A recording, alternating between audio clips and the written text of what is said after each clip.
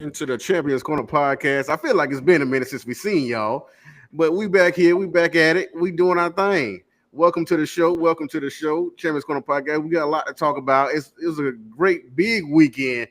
4, 5, 10 shows that have happened since we've been on. But we gonna break it all down the way we can. But it's your favorite host Ron G in the building. I know y'all love to see me. I know y'all love to see me. Go ahead and give me a round of applause if you want to. Go ahead and do it for me. But no. But I also have my great family right here with me. I got the professor, Mr. BJ, right here, ready to give a grade to some of these shows. I don't know. I don't grade shows. Why y'all keep saying that? I don't. You do. No, I don't. Y'all ask me, yeah, but I don't personally. I don't know. I don't like grading systems. That's weird to me. I'm not Dave Meltzer. I hear you. We're gonna get them analytics from Miss Analytics. Miss Zakia is in the building. She's back in the building, y'all. I know y'all missed her. But yeah, so it's a great show lined up for you. And we're gonna start it off with one of my I don't know if my favorite show of the week, probably my second favorite show of the weekend, Evolution, the all women's pay-per-view for WWE. I very much enjoyed this show. They need to do this every year. I mean, make it an annual thing. I don't want to see 6-8 years down the line. Come on, let's get this back rolling. It's probably like I said, some people say it was the best show of the weekend. Probably the best match of the weekend with the EO and Rhea match. But we had a surprise cash in. I think I called this one. I called Naomi cashing in at Evolution to make a splash because it was like I said, it was about 4 or 5 shows, and so I felt like Naomi cashing in would stand out from everything, so that'll be the talk of the weekend. But what y'all think? I'm start with you, Zakia. I mean, what did you think about Evolution as a whole?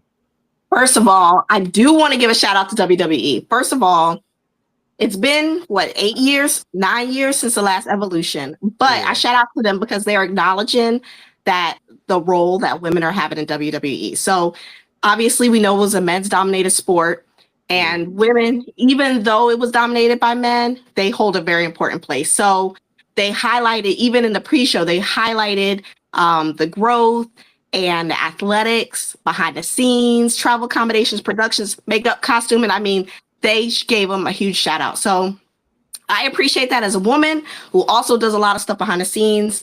So the fact that they gave the accolades for that, I give them big respect for that. So moving on, I thought it was an amazing show.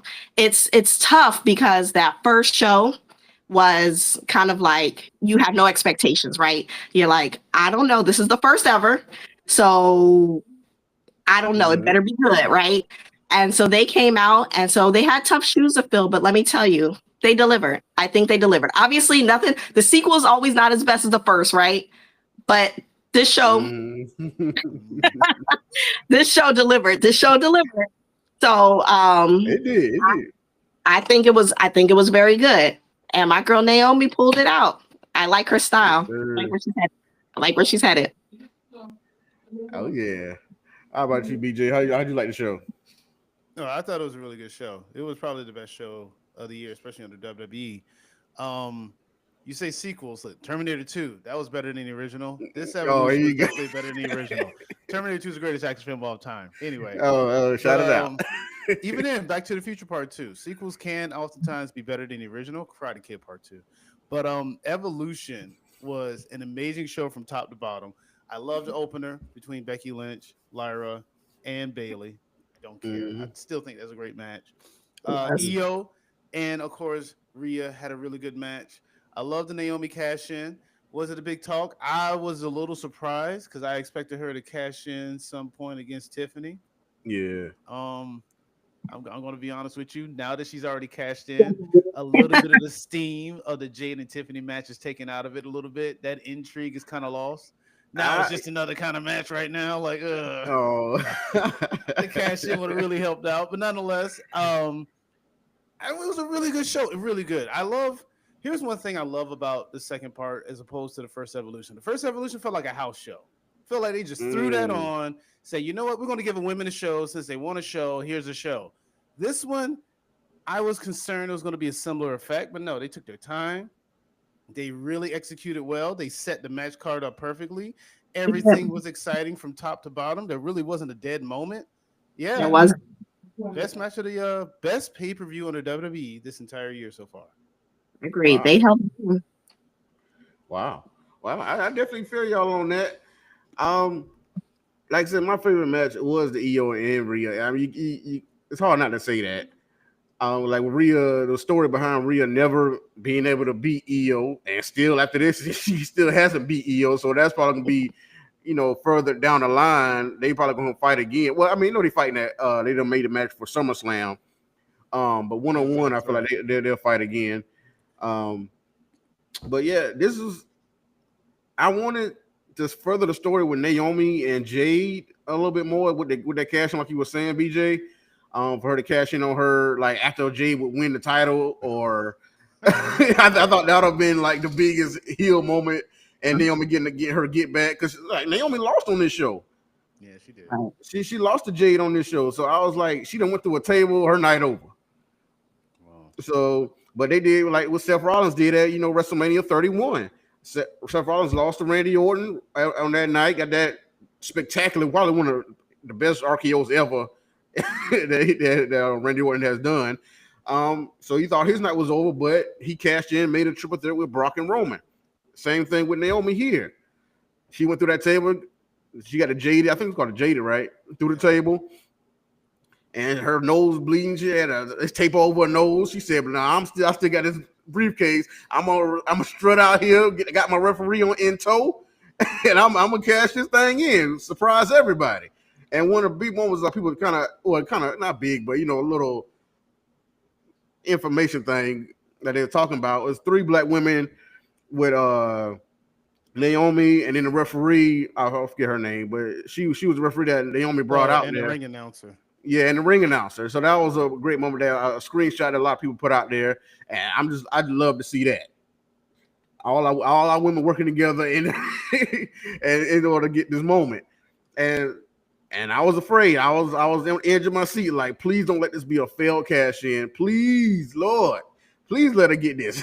Because Professor, you done had me scared for a few months since she got the Money in the Bank that it was gonna be the first failed cash in. So, but when that 3 hit, I was ecstatic. And so now with that, it leads to a match with SummerSlam and with Rhea, Io, and Naomi. And so I'm hoping Naomi keeps it, but I'm trying to see where this can go with her and how long of a reign she can have. What do you see from a reign from Naomi, Zakia? Man, I think Naomi, this is well deserved for her. She's worked really, really hard to get to this point. And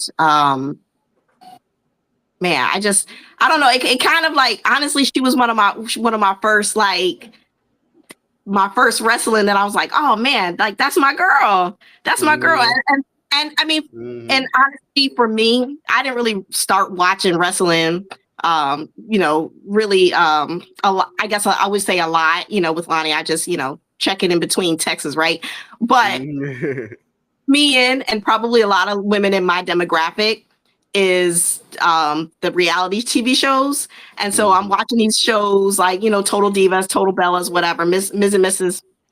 And I'm just I see them talk about the match and all the drama behind the scenes. And I'm like, well, shoot, let me watch the match. So that kind of got me interested in all the behind the scenes, and I love all the drama. So when I would see her and Jimmy, I would just be like, man, I can hang out with these people. Like, these cool people, she real. So and I was upset when she left. She left the company, but I think when she did, it taught her a different type of growth, and it kind of taught her to fight for herself. And now she's taken it to a whole nother level. And this is probably the best part of her career. This is probably, I don't want to say she's at the top of her career. It could potentially be the top of her career, but she's definitely at her peak. Yeah, I definitely feel that, because I feel like she's definitely said in a few interviews that it might be time for her to wind down. Because she does want to have a child with Jimmy. And so She's trying to give it all she got before she ends it. Because she's been in the game for a minute. If he, whether people notice it or not, she's been in the game for a long time, and she's a veteran. And so now with this, she's I believe a 4-time world champion. Because she had the SmackDown title twice, TNA championship, and now she has the. You counting TNA? Okay. Yeah, I'm counting TNA. Okay. Yeah, so I'm counting her whole career. So just showing her love. Fair. I just want to be sure. Okay. Yeah. So yeah, she's come a long way. She hasn't held a title, singles title in WWE for like 8 years. But so this is well deserved. They talked about it on Complex, BET. All of that. So she's getting, the social media presence with this, and like I said, from that reality, a lot of people do know her from that reality show, and so that fan base is tuning in and clicking in, and and that's what they want. They want eyes on the product, and she does that. And she's doing great work right now with this heel turn that she's come up with. And this character change. Feel the Glow was good for a long time, but it stalled out. It ran its course. Yeah, it ran its course. And now everybody proceeding with caution. And she finally getting her t-shirt. She was up in the gift shop, talking bad about everybody. She was with the fans and everything. Like, where my t-shirts at? Yeah. So now they done brought her new shirts out. And so I'm hoping she has at least a few months reign. Yep. Yeah. How you feel about Naomi, BJ? Oh, I mean, I told you I like the new Naomi. I'm the one who mentioned a long time ago she needs to get off the Glow thing because it was stale. I did like it at the time, but she just needed a new character, a new personality, which I do want to point out. It's funny. In the feud between her and Jade Cargill, I got to admit, I think it really benefited Naomi almost more than Jade because Naomi went through the character change. She went through a dynamic. She's gone through a whole phase where it's like she's now newly relatable to other people who might not have been into her. I mean, you got the crowd chanting, "You deserve it." Naomi's deserved it for a while now, and she's been in this business, like you said, for a long time. I appreciate the mention of Total Divas because I know a lot of people who knew Naomi through that show as well, and that's one thing I find fascinating about it is that whole era of divas really did kind of come from that TV show, and a large fan base came from that as well, which I think is culminating to this point. That's why we have an evolution of things like that, which is I love it. It's the growth of the business, right? Yep. I like to see Naomi have a long reign because she deserves it. She's in the best place of her career. She is the most intriguing she's ever been in her career. I can only see it getting better from this point. I can see it going all the way to Mania, having a not necessarily a main event, but definitely a big match at Mania to kind of bring it into this story with her and Bianca and Jade. She's going to retain at SummerSlam. They're going to do they're doing the same thing they did with Bianca with Io and Rhea, except Io won the last one. I think Naomi's going to walk out this one unless Jade has something to say about it, because there's still no telling if Naomi is not going to interfere in that match. Naomi may be fine being champion, but I think she'll be even better if she's the only one of the big three as champion. Oh, so if she calls Jade that match, I can see repercussions coming for her. Yeah. Oh man, I guess I didn't think about that, but I just figured I thought with Naomi being the world champion now on Raw, I figured they'll take a break on that and then come back to it later. But maybe you think I forgot? That's what you're talking to say. Yeah. I don't know. That's what I thought, but I mean, Jade is doing her thing. She's queen of the ring. Okay, and like I said, so she has her shot at SummerSlam. She won the match at Evolution against Naomi. She done beat her twice now. Yep. So Naomi, that's why Naomi will still have a grudge. Can I add how conflicted my girl Bianca looked raising her hand at the end? Why does she look so conflicted? Like she wasn't happy. She wanted to be happy, but she wasn't happy. I don't know. I'm getting some kind of vibe from that. I still don't understand why Bianca was the special guest referee in that match. I mean, it's the big three thing, and she was stuck in the middle, and so she was literally in the middle, and But why do you make her the referee? Like I don't know. That feels like a weird conflict of interest. That's something about that just didn't seem right to me. I agree with you. I don't know. She should have been a referee. She could have made a comeback or something, but the referee. Yeah. Oh, that was I just don't know. weird. I thought it was intriguing that her being the referee.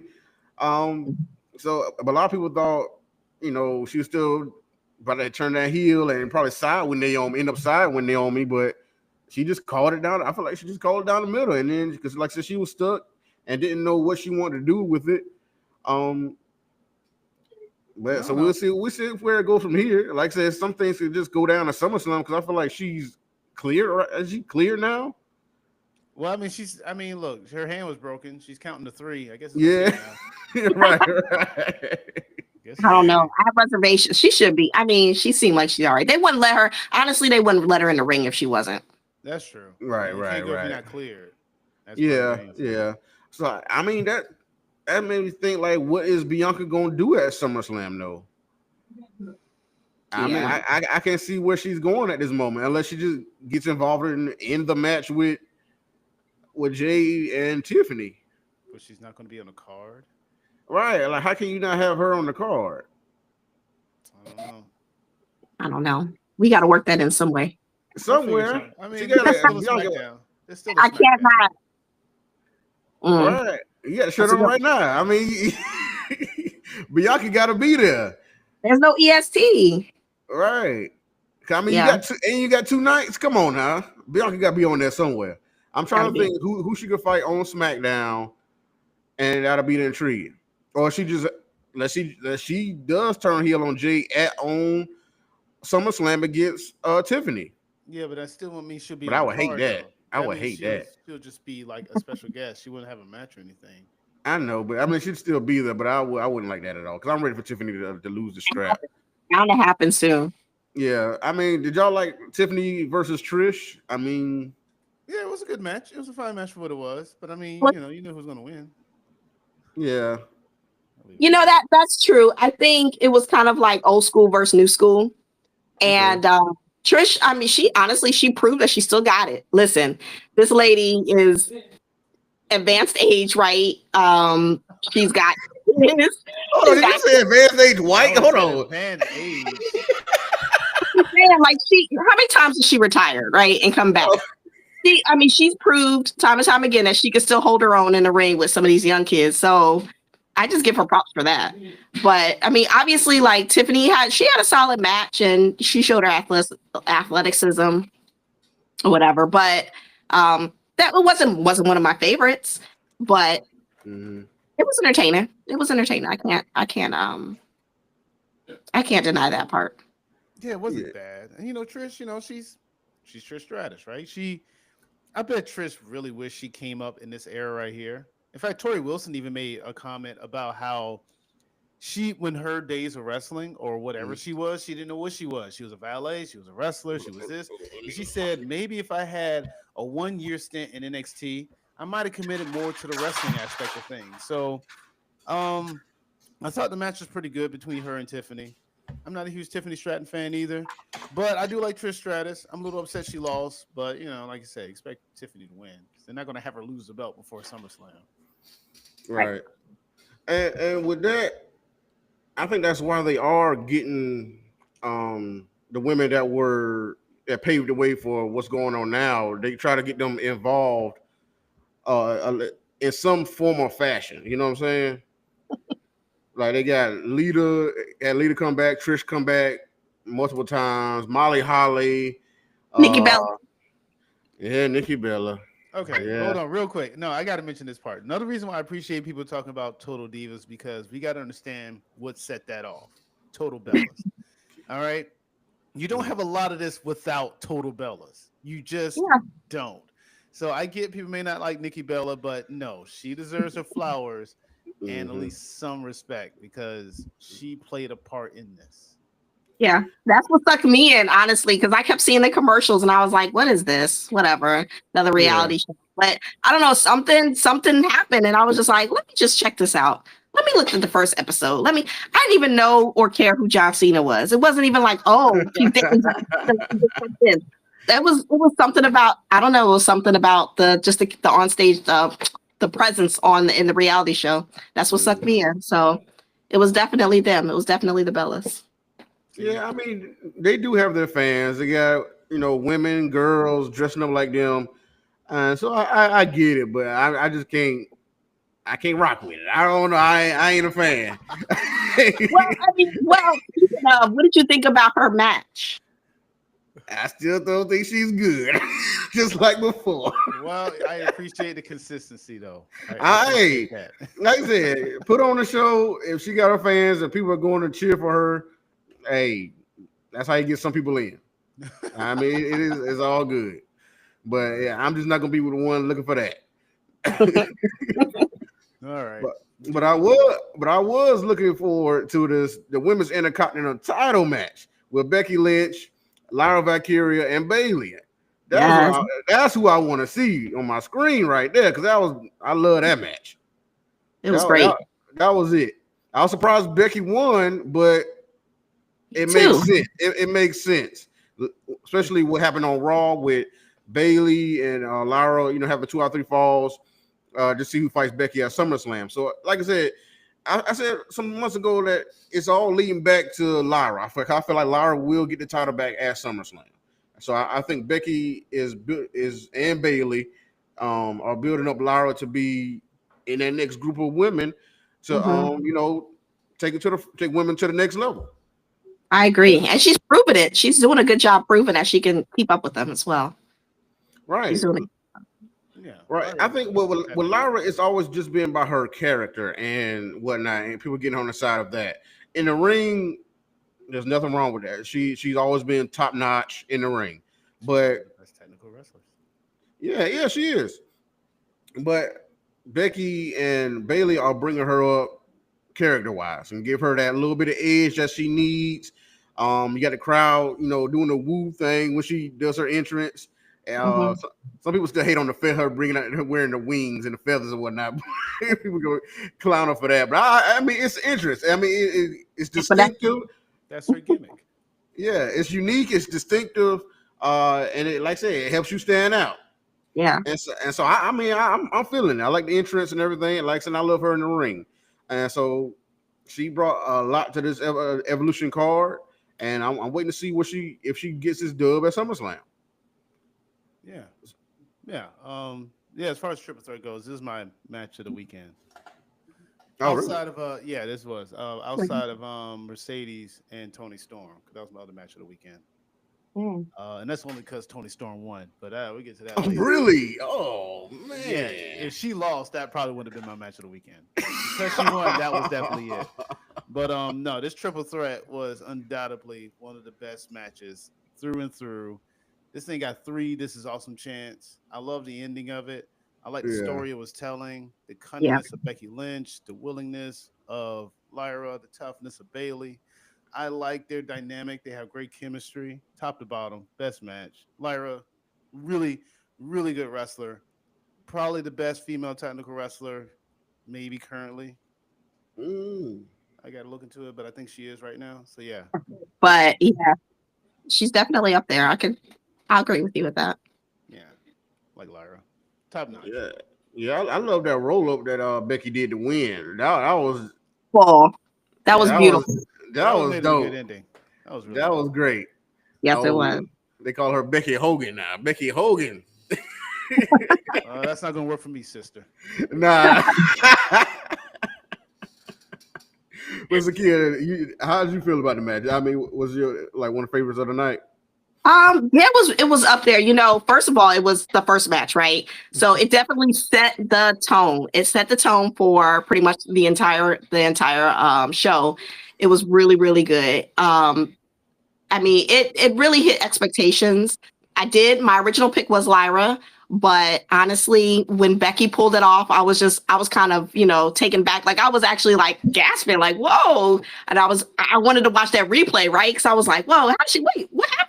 Like, I was like, okay, see you, but just to piggyback all of you guys, Lyra, she's definitely a contender. I see her coming back and, getting at least being in the championship, trying to get a belt. Like she's going to get something. She's going to pull out something, either SummerSlam or maybe even WrestleMania. I don't know.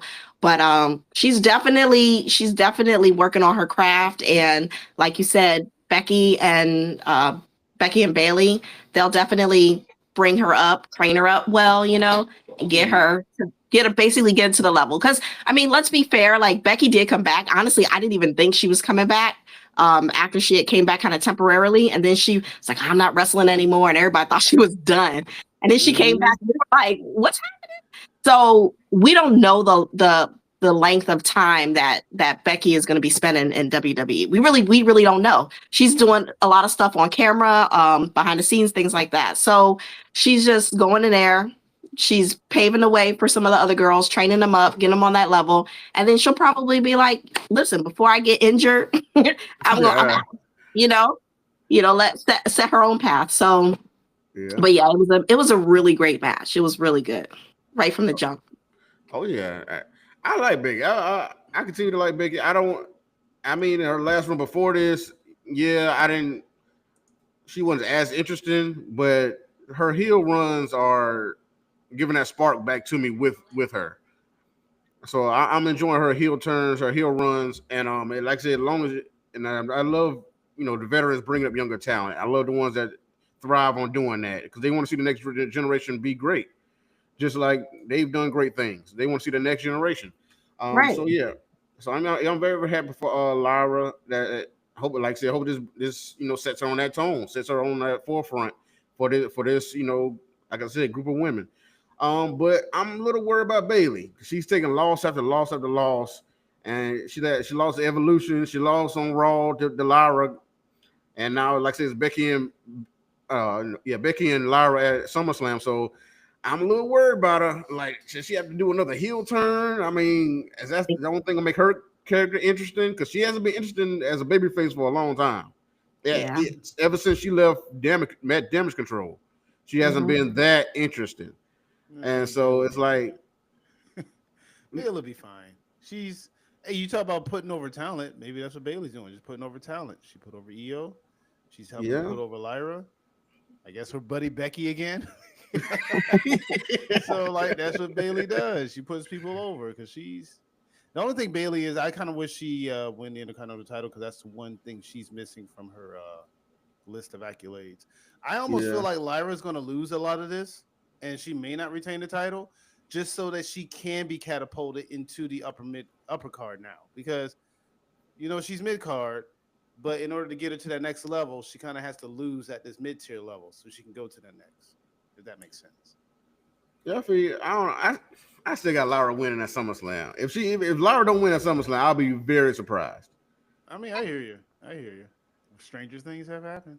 I mean, he has. But like I said, we continue to need more contenders on that top level, and I think Becky might want to be right back there. Because like I said, because this is what Becky did for the NXT title. With Tiffany and everybody else. So I mean, I feel like she's doing this for the Intercontinental title now and building up Lyra. And so, but now she's probably going to be, if she loses the IC title, she might take a little time off. But I feel like she won't be back in that world title scene. And maybe she could be her versus Naomi. Who knows? Maybe. Could be. Or it could be her versus Stephanie. Stephanie Vachia. That could. She's hot. 20 Women Battle Royal. 20 Women Battle Royal. Now, that was a big event too, though. Yeah, I think this match was hers to win. I was happy that Lash Legend was in the last two, though. My girl Lash Legend. I was happy about that. But I figured Stephanie was getting this. They are really pushing her.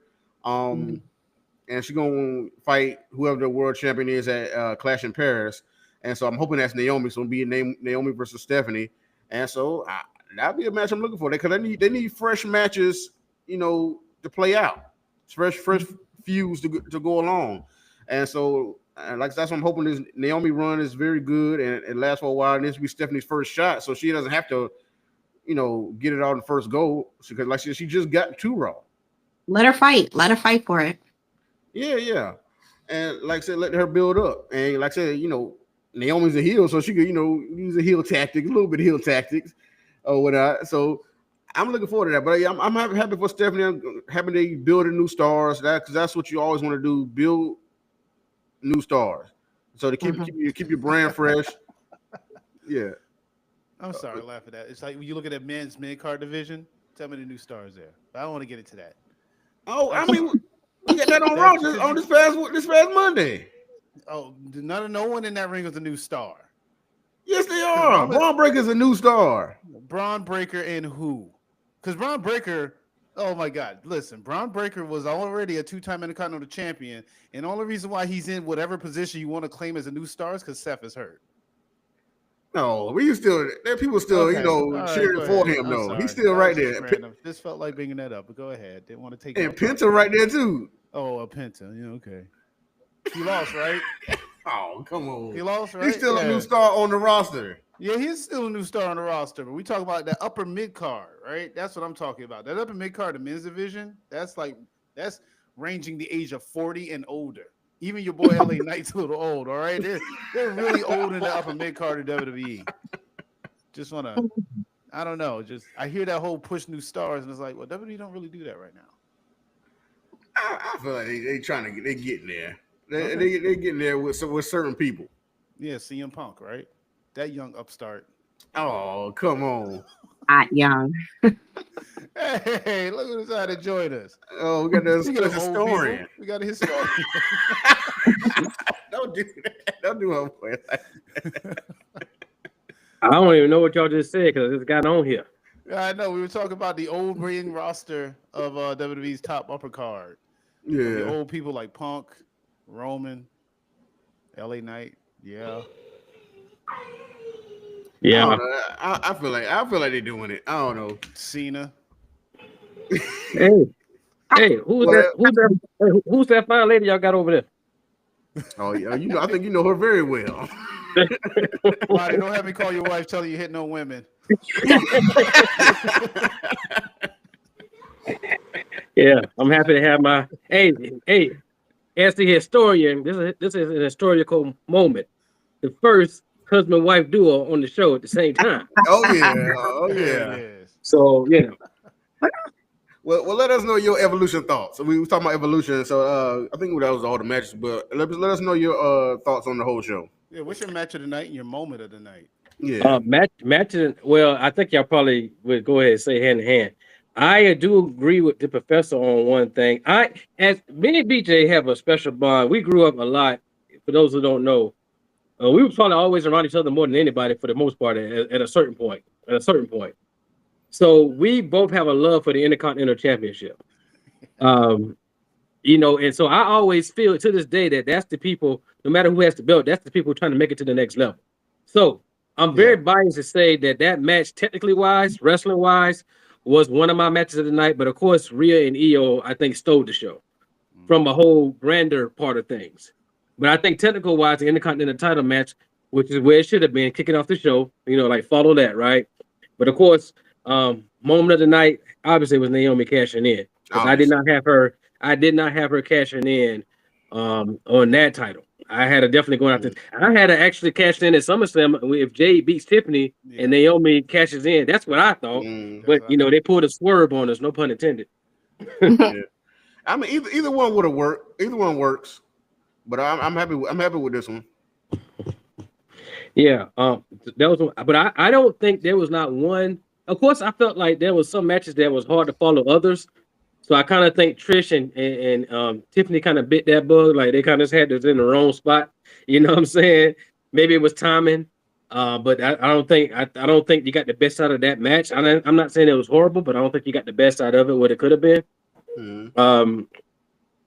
Jade and Naomi, I felt also lost some time, but I was definitely impressed with the match. I'm not saying that, but I think they kind of lost some time too, probably because of timing. Because before I knew it was over, they had some good spots. But I felt that could have went a little longer, but I guess it was a timing thing. You pay by the million when you run over time in buildings like that, I'm assuming. So yeah. Well, all those ad spots, they should be able to make that payment back. Yeah. Boy. they doing ads on every single thing, boy. I don't know. Yeah. But yeah, that's my thoughts. I would agree. I guess to close it out, it probably was thus far the WWE PLE of the year. I also like Rumble, so I also like Chamber, but so those are my top three so far this year: Rumble, Chamber, and Evolution. Okay. I've got to ask you about the Jordan Grace and JC Jane for the NXT title.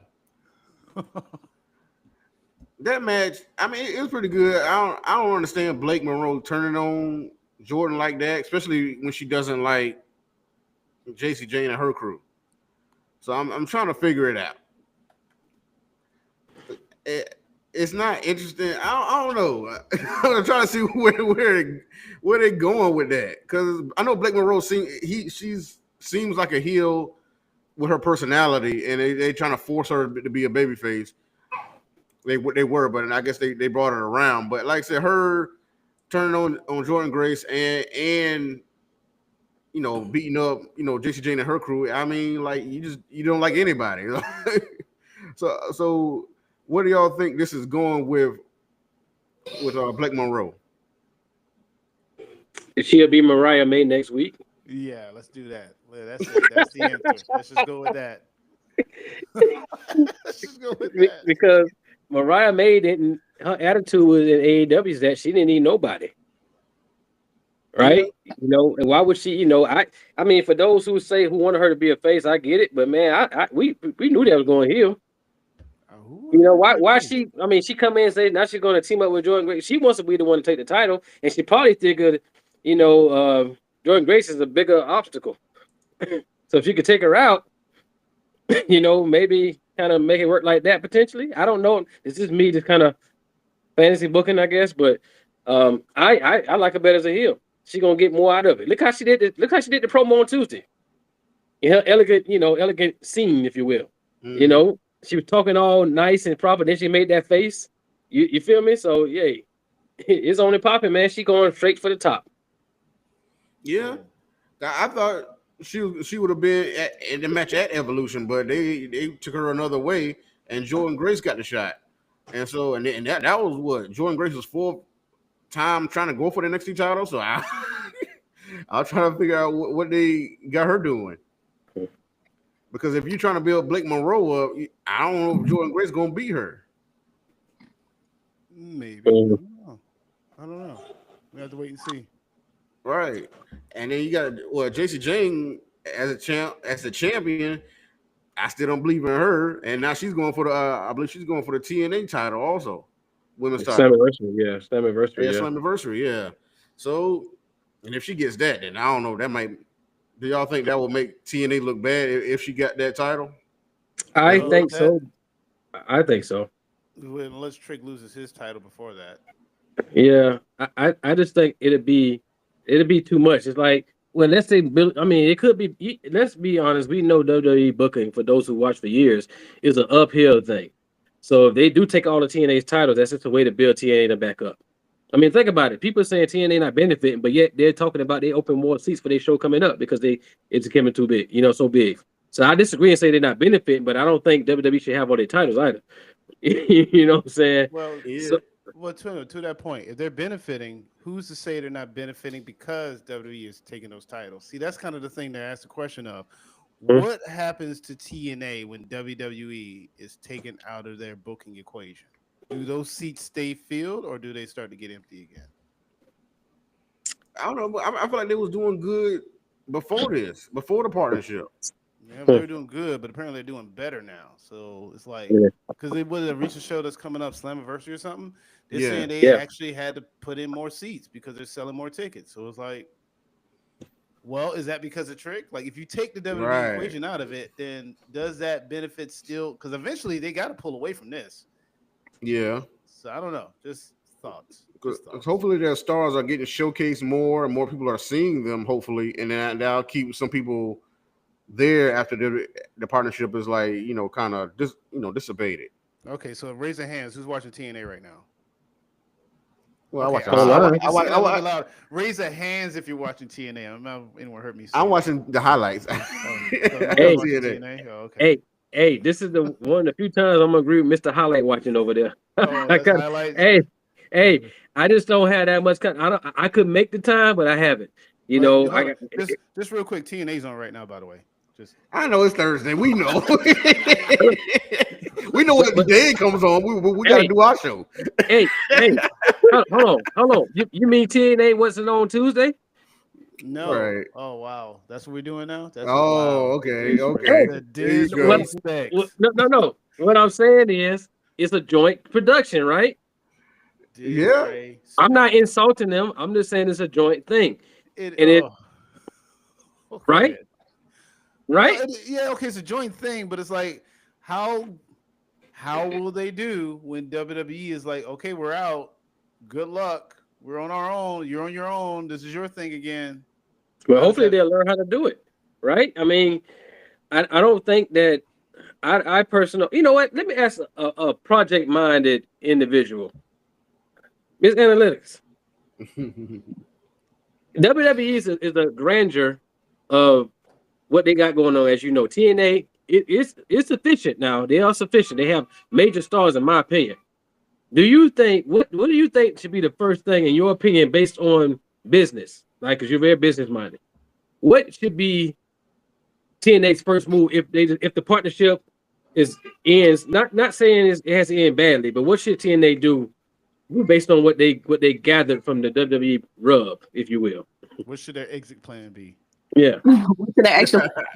Honestly, during this time that they're working with such a big name like WWE, they need to get all the information that they can. I'm talking behind the scenes. I'm talking about how to do production, travel arrangements, everything. They need to suck it up like a sponge. That way they can replicate that and continue with or without WWE. Now, whether they're going to be as continue to have their popularity, probably not, because you don't have the money and you don't have the support and you don't have the endorsements like WWE has.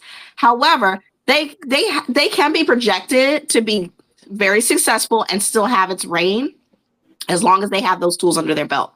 So if I were them, I would be getting as much knowledge and learning as much as possible about what they can do to promote their business. And then when they do exit, hopefully it's on good terms, right? Because you don't want to burn any bridges. Then they can maybe take some of their stars a little bit, Yeah. maybe create some more belts, and then go ahead and really just pump out their business. So I mean, like, I don't have a specific strategy. Obviously, I don't really know much about TNA. So I can't really, give any very specifics, but that's just, a small business coming off of a big business. Just take their brand and make it your own. Yeah. So, And somebody I just want to thought, say hey real quick. I'm sorry. They keep saying. hey, baby. Hey. How you doing? Oh, sorry. But I don't know. It's just that TV deal. I feel like that'll be a big help to them if they could keep a TV deal going. Where everybody could watch. I mean, if they could get on the CW2, that'll be pretty good. Right along with NXT. Everybody on the CW. Yeah, TV time is definitely going to lock their longevity. But I mean, right now there's a little bit of competition with wrestling, right? So it's, what do you choose to watch? Do you watch everything, or are you going to pick and choose? What's your choice? That's the question in the age of streaming. How do you determine what to watch? Is there appointment television anymore? There used to be a time where I got to get home by 8 to see my show. Recorded But DVD. exactly, right? Everything is streaming, or you record it. Or in some cases, it's on Netflix, where it's like I watch it when I get a chance, and I watch every episode of the season that just dropped. So it's like, I don't know how do people engage in television anymore. Do television ratings matter that much? Is a TV deal necessary, or is it just access? Because Evolve is on Tubi. NXT is on Tubi. Tubi's free, but it's also on CW. AEW is on Turner Broadcasting, TNT, TBS. WWE is with NBC. So it's like, I don't know. Yeah, and AEW, HBO Max. Well, that's Turner. What is that? Warner Brothers? Turner. Yeah, they're on Max too, and Amazon. But TNA will be fine. They'll be here for a long time. It's just I don't know about how popular they're going to be once this whole thing is pulled, and also I'm not exactly sure they're still going to be their own company. Part of me still thinks WWE is going to buy them out. They're trying to, at least. Just no one has said yes to the deal, but I really think they're trying to buy them out. I feel you on that, because they are taking some of their stars I feel like Joe Hendry will be a WWE talent in the next 6 months to a year. Jordan Grace is. Yeah, No, like, yeah. Huh? This is a question. This is not like a rhetorical question. I really want to know the answer. Is TNA, how would you compare TNA and NXT? Not saying from like level of talent wise, I'm talking about popularity and how much, because right, NXT is blowing up. Like they're getting big PLEs, and they're right neck and neck with some of the big WWE like main card PLEs. So with that being said, how do you think TNA compares to like an NXT? If they went head to head on a TV show, NXT would definitely draw in more viewers. They're comparable though. It's not too far off a comparison. TNA has the veterans, but TNA. So here's the TNA's been around for like 25 years, but they've been around in so many different evolutions of themselves. It was TNA, then it was Impact because they went through different ownerships, different management, different all of the stuff. Yet somehow it managed to survive. That's the question with TNA. How are you still standing? That's always kind of the question with them. Yeah. Now, as far as like how do they compare, really, it's comparable to NXT. It is developmental. You know what? I say this about TNA. TNA is where you either start your career off too early, being your best, or you go when you're way past your prime, being your best. Like you're either there too early in your career or too late in your career. AJ Styles, Samoa Joe, all early in their career. Christopher Daniels. Imagine that talent if they're in like a big stage, but they cut their teeth in Japan too. Or you go there when you're a little later in your stage. Rhino, Santino to some degree. Who is it? Hardys. The Hardy Boys. Yeah, exactly. So TNA is a weird purgatory of wrestling. It's in there, but it's just in there. That's fair. I would say. Go ahead. I was just gonna say, I know that sometimes even if you say like the mid card stars, they kind of get lost in the shuffle, right? On big TV. So maybe that's a kind of a place for them to go and still continue to wrestle, still continue to be on TV, and still kind of almost like a holding place until it's like, okay, now we're ready to bring you back, right? Put you on the big stage. So I don't. Naomi, Dolph Ziggler, Mustafa Ali. Yeah. Cedric Alexander's over there now. Cedric Alexander, right? That's another one. So it's like that's kind of exactly what it is. If you were stuck in a mid-card position and you're looking for a little room of growth, Mickey James, go to TNA. Yeah, because you got Indy Hartwell over there now. Yeah, Indy Hartwell. That's where you can actually try to show I can be main level event. You just let me get the opportunity. I'll show you what the tools I got. Yeah, because I was pitching. That's what Ricochet should have went before he went to AEW. But I mean, even though he's as a great character now, or decent character now, but I was proposing him go to TNA, be in that main title division, then come back. Nah, he's right where he needs to be. Ricochet. I mean, now that we see what he's doing, he should have gone to AEW. You know who should have went to TNA? Mr. I Love Wrestling, CM Punk. That's who should have went to TNA. Oh, because I don't know. I do feel like there's some hypocrisy with CM Punk, but he should have went to TNA if he really think he's that type of star, and it could have helped that company. He just wants to retire out. That's all. Let him have his last run. He's going downhill. Not saying like he can't wrestle. That's not what I'm saying. He's old. Hurt, and he wrestles with children. I'm just saying that he's at the point where he needs to start, trying to find his hang up his boots or whatever you call those terms. Y'all think so? I think Punk is doing great work right now. Oh yeah, he does great work when he wrestles like every 5 months because you don't want to tear another tricep. Let's be for real, man. I'm regularly. Yeah, I guess he don't need to, but he still can appear on TV and then wrestle, every few months or every couple months, or whatever. But I think he's doing a great job. I mean, and I really want to see how this build-up is going to be against Gunther, because he did win the gauntlet match on Raw. So I'm trying to see where he's going to go at Gunther at. Like what's going to be your real? I know y'all going for the title, but I mean, I wanted to see what they really talk about in this build-up. I mean, they ain't got too long. I mean, SummerSlam, 2 weeks? Yeah, I know, right? Everything's always 2 weeks away from each other. There's My never God. enough time to build anything. Everything is so rushed. Hey, I want to tell you like this. This is what I think. Going back, what I think gonna happen with CM Punk and Gunther.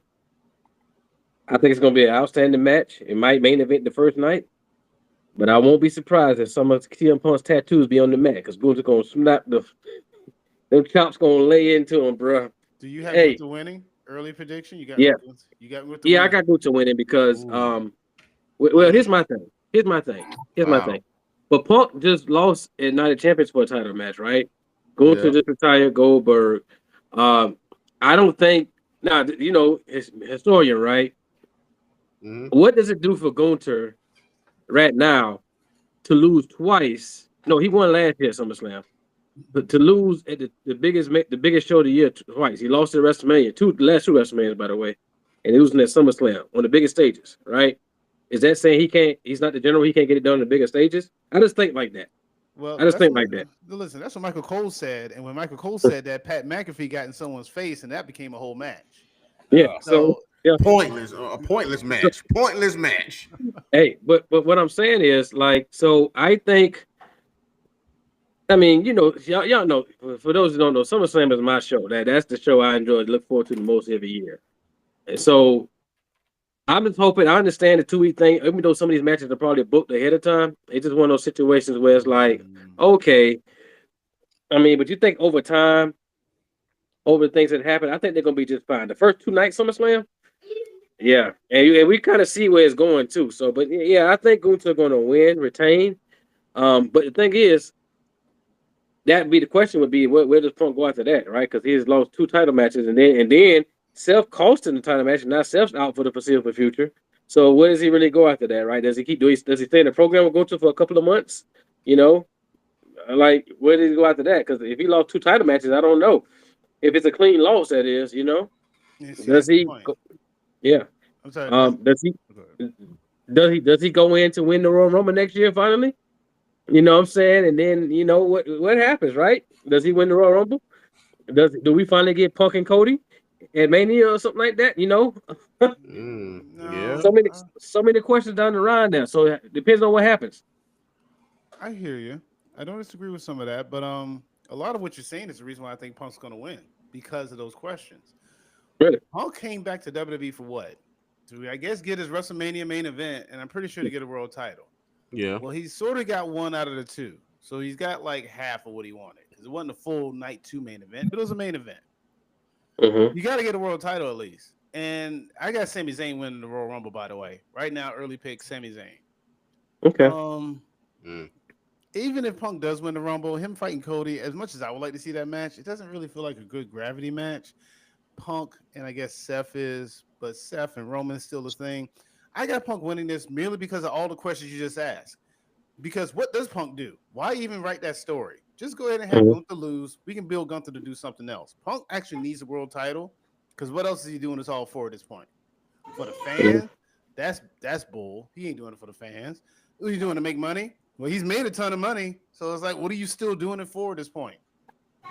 Well, This is retirement. This is retirement plan. Yeah, get him out. Hey, it can go a lot of different ways, man. But that's the thing about SummerSlam for me. The moments, the questions, what happens, right? We didn't have to ask what The Rock was going to do if he lost to Brock Lesnar. We knew he was leaving. He lost, right? Yeah. We didn't have to, what would have happened if Shawn Michaels would have lost to Triple H and when he returned to the ring, right? What would have happened? Because initially it was supposed to be one match, right? What had happened then if he would have lost, right? So, you know what I'm saying? What would have happened if the Ultimate Warrior didn't, and I'm just going some SummerSlam history. What would happen if the Ultimate Warrior didn't get in Vince face and demand more money after his main event match? And then after that, he got termed that time. What happened? All these different things. So, I mean, it remains to be seen, right? But so much is going on. So much is going on. Then what we got? Clash in Paris, that's like 3 weeks later. And then I think after that, there's a little bit of. I don't think there's nothing currently booked for September. You have, I think you have Perth. So Crown Jewel, like October 11th or something like that, whatever. So that's like a whole month at that point. But you never know. But I don't know. The one thing, let me go back to say one thing I wanted to mention for Evolution. I told this to my wife. Yeah. All the things that Evolution was up against. I know a lot of people were saying that they put them in. They put the women in a bad spot with all these things going on, the All-Ins and the Beyonce concerts and the Major League Baseball All-Star Game and then the other WWE shows. I personally look at it two ways. I can understand how somebody can say that, but I also can understand how this could put a fire under somebody and be like, you know what? If they don't watch us, we're going to make sure they missed a good thing. They're going to be wish they did watch us live. You know what I'm saying? And I think that's what the women did from that perspective. You know, yeah, we know people are going to be there, but you can look at it two different ways. So I think the women delivered fully, and I think that wasn't a problem for them. And the fans were legit into the whole show. Oh yeah. So I want to address that point too, because several different perspectives. Number one, I really want to address one simple thing. Beyonce fans and wrestling fans do not correlate. I don't know where this idea that because Beyonce has a concert, this is going to affect Evolution. These two do not actually affect each other. Hold on. If people were going to go see Beyonce, they were going to go see Beyonce. If people were going to watch Evolution, they were going to watch Evolution. This was not a conflict of interest for anyone in that position. They had that figured out. Yeah, maybe some of the wrestlers. Well, some of the wrestlers, yeah, I give you that. Yeah, like Beyonce may not want to be there. She might want to be at the concert, right? But she's seen Beyonce, but I just videos I've seen. But I wish they did correlate because I mean to give more spotlight to the wrestling women. But yeah, but but it's like not everyone's a wrestling fan. Not everyone's a Beyonce fan. Let's be for real. Who's wrestling fans? I'm not saying they're not like you can't be a Beyonce and wrestling fan, but it's like it's not that much that it would affect. Yeah, it's not a high percentage. Yeah, I get what you're saying. I get what everyone's saying. The women put in a bad position. You know who's put in a bad position? NXT. NXT was put in a bad position. Yeah, definitely. Because they got no press, they got no play. They were on before literally everyone else. And by the time this show was done, All In was getting started. Saturday Night's main event was getting ready, and then we had Evolution the day after. It's like, oh yeah, I forgot Ricky Starks had a match. So yeah, because I haven't heard anything really big about that show. Yeah, and you think they tried to inundate it? Like sometimes too much is just too much, right? Like sometimes just go in with the one or two shows. Don't try to do all at once. Maybe that was the problem. You're trying to inundate too much. And that goes to my final point. My final point is that there is still too much. I know that there's this belief that, well, you know what? All this wrestling, fans have so many options. That is true. But too much of anything is bad. It just is. And sometimes too much wrestling can oversaturate yourself. And when you oversaturate it, you start to lose interest. At least I know I start to, because now your shows don't feel as urgent. Because it's like, well, they got a show 2 weeks from now. We'll see what happens there. Well, we got a show 2 weeks from there. We'll see what happens there. And it's like, well, why should I care about Clash of Paris? Well, why should I care about SummerSlam? Because it's the big show. All right. But why should I care about Night of Champions? So it's like spacing things out makes things feel more important. You know why All In felt like the best show on the weekend for me? Because AEW didn't have a pay-per-view 2 weeks ago that said that this is now the new one. No, they had a pay-per-view like a couple months ago, and everything was building to this one big event. And it doesn't feel like that with WWE. It feels like we're building to this event. Now we're building to this event. Now we're building to this event. And nothing feels built. Everything just feels like it feels like a weekly TV show, not like an important event. Yeah, when you give too much of that thing, right? Then it doesn't become as sweet, right? It doesn't, like you said, doesn't become something that you look forward to, because you're just like, another pay-per-view, another, and also it gives you time to build your stories, right? To build that anticipation, to be like, oh, I wonder what's going to happen in SummerSlam because X, Y, and Z is happening. Like, you got to build it up. It's a roller coaster ride. You can't keep, looping and looping and looping and looping every single week. You have no time to recover. You have to have those ebbs and flows. You have to have those ups and downs. So yeah, sometimes too much of a good thing is too much, So you're absolutely right. And I also think it was a very heavy weekend for wrestling. Even sometimes you just get overwhelmed with it. I know, like Lonnie watched the NXT, and then after watching the next show, and the next is Saturday Night Live, and then coming doing the women's, he's like, man, that was a lot of wrestling. And I was like, yeah, it really was. So sometimes you need to take a break. But what? Then you got SmackDown, then you got Raw, and so sometimes it's a lot. Right. It comes to question, like, do you just watch the shows or do you just watch the pay-per-view? If the pay-per-views and these PLEs gonna be every 2 weeks, I might as well just watch that and not watch the shows. Right, because they're gonna show a video package to see what the build-up was anyway. Yeah, just save myself the time. That way I don't have to watch Raw or SmackDown. Right. Or you be like me. Now you're losing your weekly viewership. You don't want to do that. Right. But like I said, you can be like me and watch the highlights. Mr. Highlights here is right in your face. So go ahead and do it. But yeah, and then you charge so much to get in these shows if you want to be there live. And so why you charge so much if you're gonna have so many shows? Shouldn't that, if you having all these shows, shouldn't that make up all the money right there?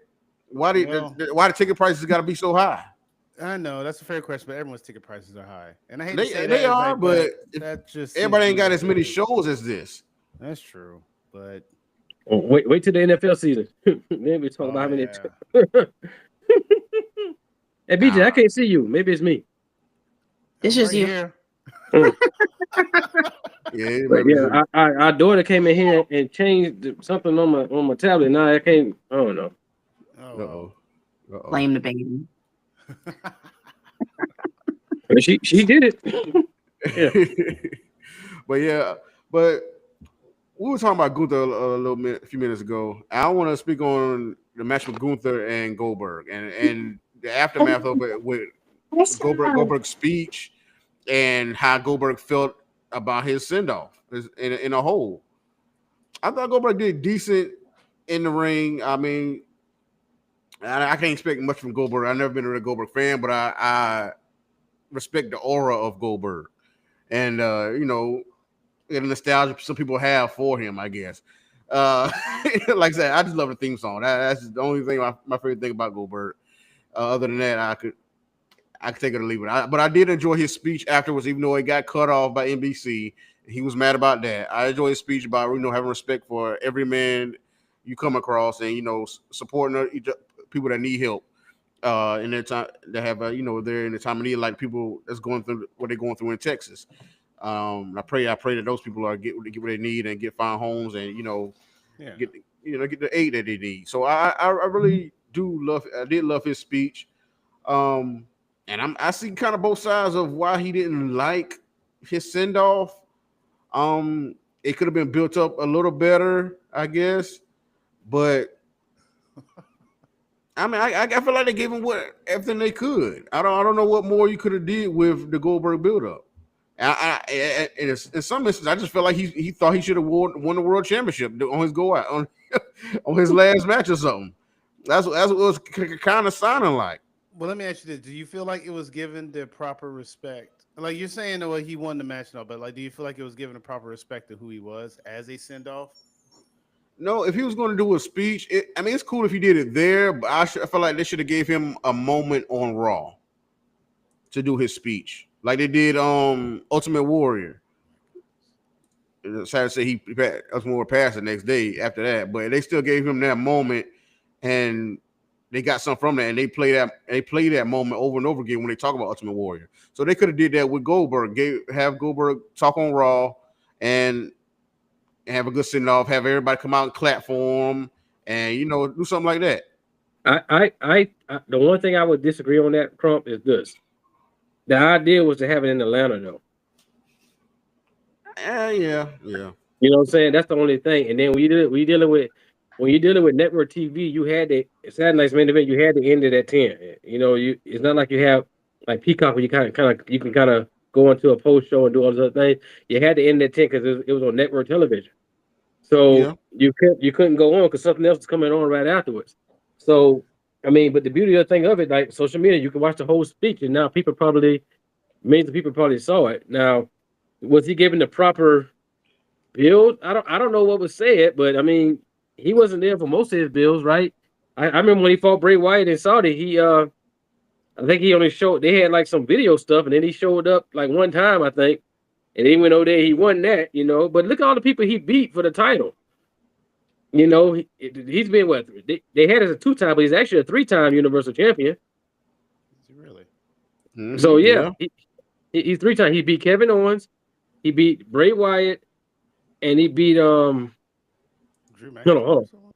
hold on. Kevin Owens, Bray Wyatt. So maybe it is 2. So maybe he's a world champion 1 time and maybe 2 times. That might be right.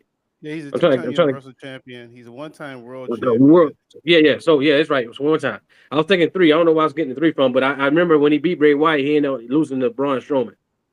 Yeah. So because Bray Wyatt had fought John Cena at the Performance Center WrestleMania. But anyway, I mean, I don't know what else he wanted. He compared himself to, like, you know, they went and did it to the Undertaker and all that, but the Undertaker's last match was in front of nobody. Yeah, I mean, it's almost like they did Undertaker's like a couple times. They did a send off for him a couple times. So because he kind of retired. But hold on, real quick to that point. The real question though becomes. It wasn't like it's brand new. Goldberg would say he wanted a retirement match. Let's say he wanted this match in January. Could there have been nothing better than what they did? Because my question isn't so much, was it a good send out? Well, no, that is my question. My question based on was it a good send out was like, was it given the importance? And I guess as Goldberg said, like, it didn't feel important. It felt like it was just, they didn't even put it on the PLE. They put it on like some network television event where I get cut off at, which by the way, Goldberg, you was in the match with DDP where they cut it off the moment you two rang the bell. But Let's let me start that. But they probably, you know, that's not going after that was, you know, that was a pay-per-view. Yeah, all we have. Yeah. But anyway. I want to say this though. I want to say this real quick too, BJ. To that point, you got to remember something though. He wants to. When have you ever seen wrestling build 2 retirements in 1 year?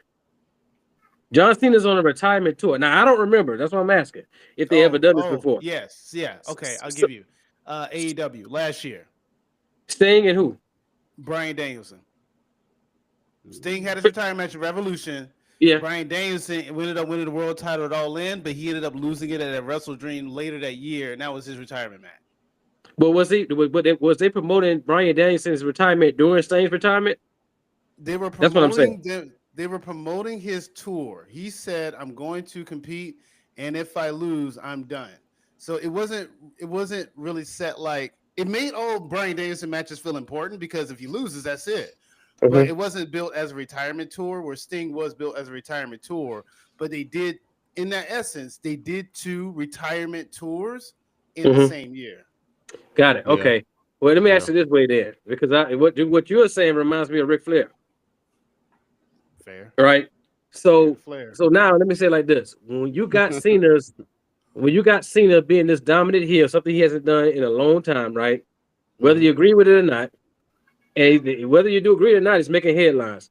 And you say, "Oh yeah, Goldberg, let's get you in a retirement match now too."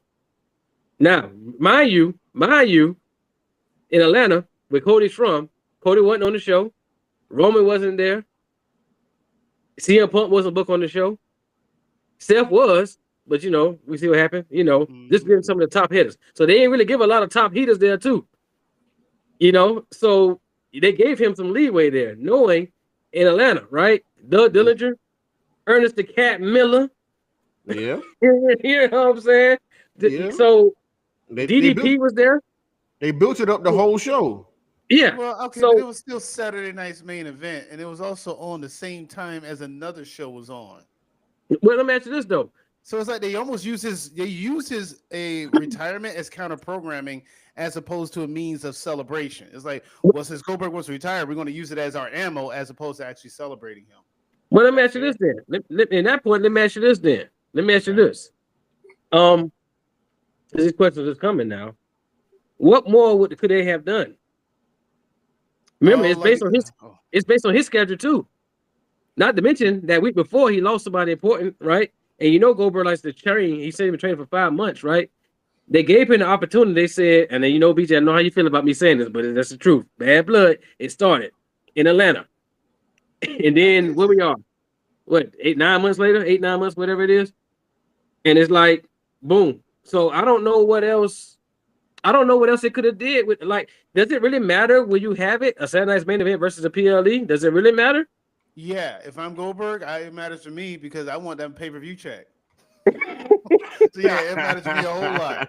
So yeah, I want that. Why couldn't I be at Night of Champions? I'm a champion. I'm a former champion. How come I couldn't be there? How come I can't be at SummerSlam? It's a 2-night event. You can't make room for me at SummerSlam? I get it was in Atlanta, but I mean, come on. I'm Goldberg.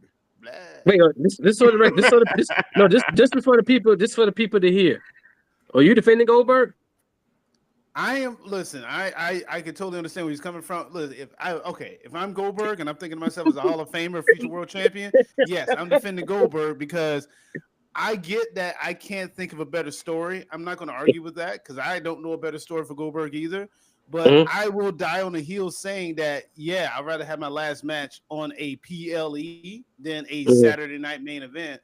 Those are they're not your throwaway matches, but they're not necessarily your high pack.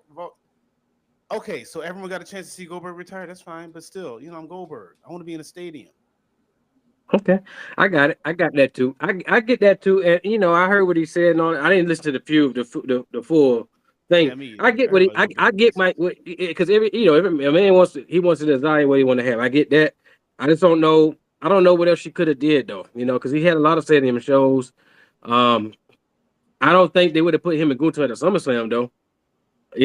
Nothing like that. But let me tell you something. When this match was first announced, I would not have been surprised if Goldberg ended up winning that title and then Gunther winning it back from him at SummerSlam. I would not have been surprised if they pulled that trigger. Yeah. I wouldn't want that either. That's all. I don't know. Some people like to have their own opportunity to go out on their own terms. John Elway had that ability in football. Brett Favre didn't. Sometimes it just works that way. Yeah, and that's the whole thing about it too. But props to Goldberg for your career. I'll just say that, and we're not gonna get on down the road, I guess now. But I think what? It probably was the most ever since they started doing Saturday night's main events, though. I think it might have been the most viewed.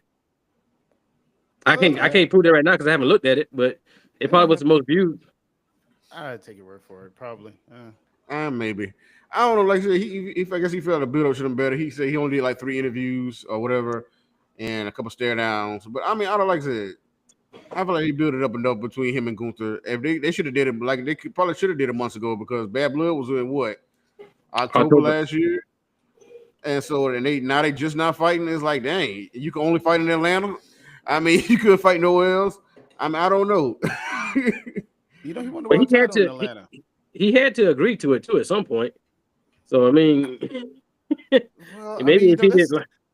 I don't know how booking works because some people just like wrestlers are just here's what we're gonna do, and some people just like okay, and there's others be like here's what we're gonna do, and they're like that's not gonna work for me, brother. But again, wrestlers are different. Man, you straight up quoted Hulk Hogan, but Hulk Hogan. But what I would say is, I just feel like no matter what he would have did, and maybe it's more time, but I don't think it would have gotten overshadowed by John Cena. I just, with everything that's going on there, like let's say they have it at SummerSlam, Goldberg wins the title, and then John Cena loses. Then the moment John Cena, let's say John Cena loses the title to Cody, and Cody leaves, and John Cena just stays in the middle of the ring, and he wonders what he's going to do next. He don't even have to say nothing. Just that look. Because of that, you're probably going to forget about Goldberg's retirement because of the caliber of the story of what's going to happen with John Cena and the rest of the. You know what I'm saying? So I think that's a. You know what? At least he would have had his speech that wouldn't have got cut off. Who Goldberg? Well, that's what I'm saying. He should have just had it on Raw if he's gonna do a whole speech. I don't know. To me, well, he was in the moment. He just had his last match. He can't have a moment in Atlanta with his last match. He's like, oh man, I'm feeling something. Get a microphone. I understand it, but if they knew it was gonna be a hard cutoff, they could have been like, hey, you might want to save it for a different show. But they didn't though, because they had to pivot. Remember, Seth got hurt. Yeah, they did. Right, and you're right. And I guess that pretty much gave him more time right there anyway, because that match was cut short. You got to pay your bills, man. Goldberg match. You still got to pay your bills. That man, 58 years old, walking like limping. He ain't gonna get no 20-minute match, man. Listen, I wasn't asking for 15. I wasn't asking for none of that. Hold on, does that include the entrance? I'm just curious. That's a good question. I don't know. I didn't look into it, but it probably does include the entrances. Because WWE entrances take 20 minutes. Can I just stress this also point? A WWE show takes a long time because you got a 40-minute what is it, promo package. You got to put in 20-minute ads. Then it's 30 minutes before the wrestlers get to the arena. Both people, that is, especially if it's Roman. By the time the match starts, it's the next day. Sometimes it takes forever for these matches to get started. Well, that's why they stretched it out to 2-night events. Oh my God, exactly, right? Right. Yeah. I done told you, I don't think they should have 2 nights for SummerSlam. They shouldn't do that for WrestleMania. Hey, look, man, SummerSlam is, and I'm trying to tell you, SummerSlam is that show, man. SummerSlam is that show. I enjoy it. It need to be one show. It still could be that show, but let it be one show like it's been. Look, and that goes back to the original comment. Is that too much? Are you like oversaturating everybody with wrestling, especially for the big events? Now I get WrestleMania because those are like 7-hour shows and they are exhausting. But yeah, that's why I get it for WrestleMania. Oh, Jesus. But I don't know. I think they might need to dial it back a little bit because they might be giving people too much. It's like supply and demand. You have too much supply, nobody gonna demand it anymore. Yeah, you heard it. Y'all heard it, right? Hey, what happened? Hey, y'all heard that, ain't it? You heard that wisdom? Come on now. Hey, listen, she ain't too far off. That's where I am right now. I like those people. I'm almost to the point where I'm picking and choosing what I watch. Yeah, right. But that's the beauty of it, though, right? To have that, right? Let's think about it. Sunday football around 1:00 or 4, and let you have what's it called, baby? NFL red zone. What's the thing called? Zone. Yeah, Sunday ticket. Look. If the 49ers are on, I'm watching the 49ers. I don't care who else playing. I'm watching the 49ers. You know what I'm saying? So if it's so it's same. I look at it the same way, right? For like 18 weeks, you got football. Right, and every week a game is on at the same time. Again, unless you have the red zone, you know what I'm saying. That's just how it is. It's no different, really. Right? Wrestling comes on almost every day of the week now. Almost every day of the week, right? But there's an off season with football. You can miss. Right? You can miss the 49ers and be like, let's see what happens. No, I don't. We got the XF and UF. What that thing called? Okay, first of all, let's be for real. Who watching that? Who watching that? Whoa, let's be for real. United States likes only NFL and college football. Anything else in between is just anything else in between. It's NFL and college football. But you just said off season. Technically, they ain't no off season. That's still football. It is an off season. No, it's an off season for the major brands. Give me there we go. XFL I was looking for Pacifics. Thank you, Clark. No, it's for the major brand who everybody's watching. But either way, WWE need to calm it down. This is how they was when they first did their deal with the Saudi contract.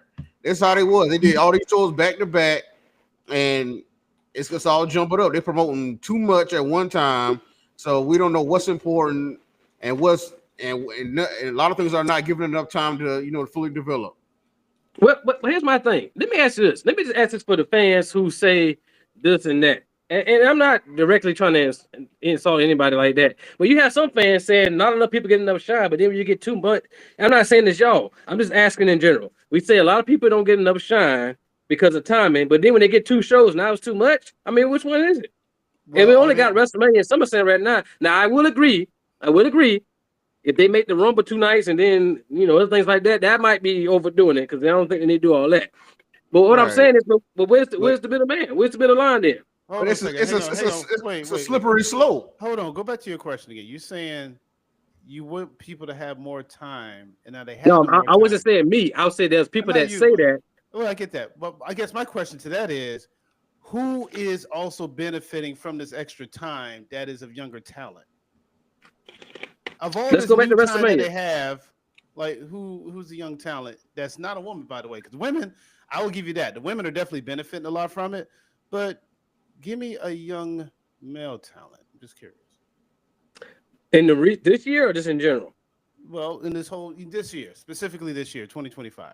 Say that. Okay, and this year was kind of rough because WrestleMania, honestly, there's only a few good things that happened there this year, in my opinion.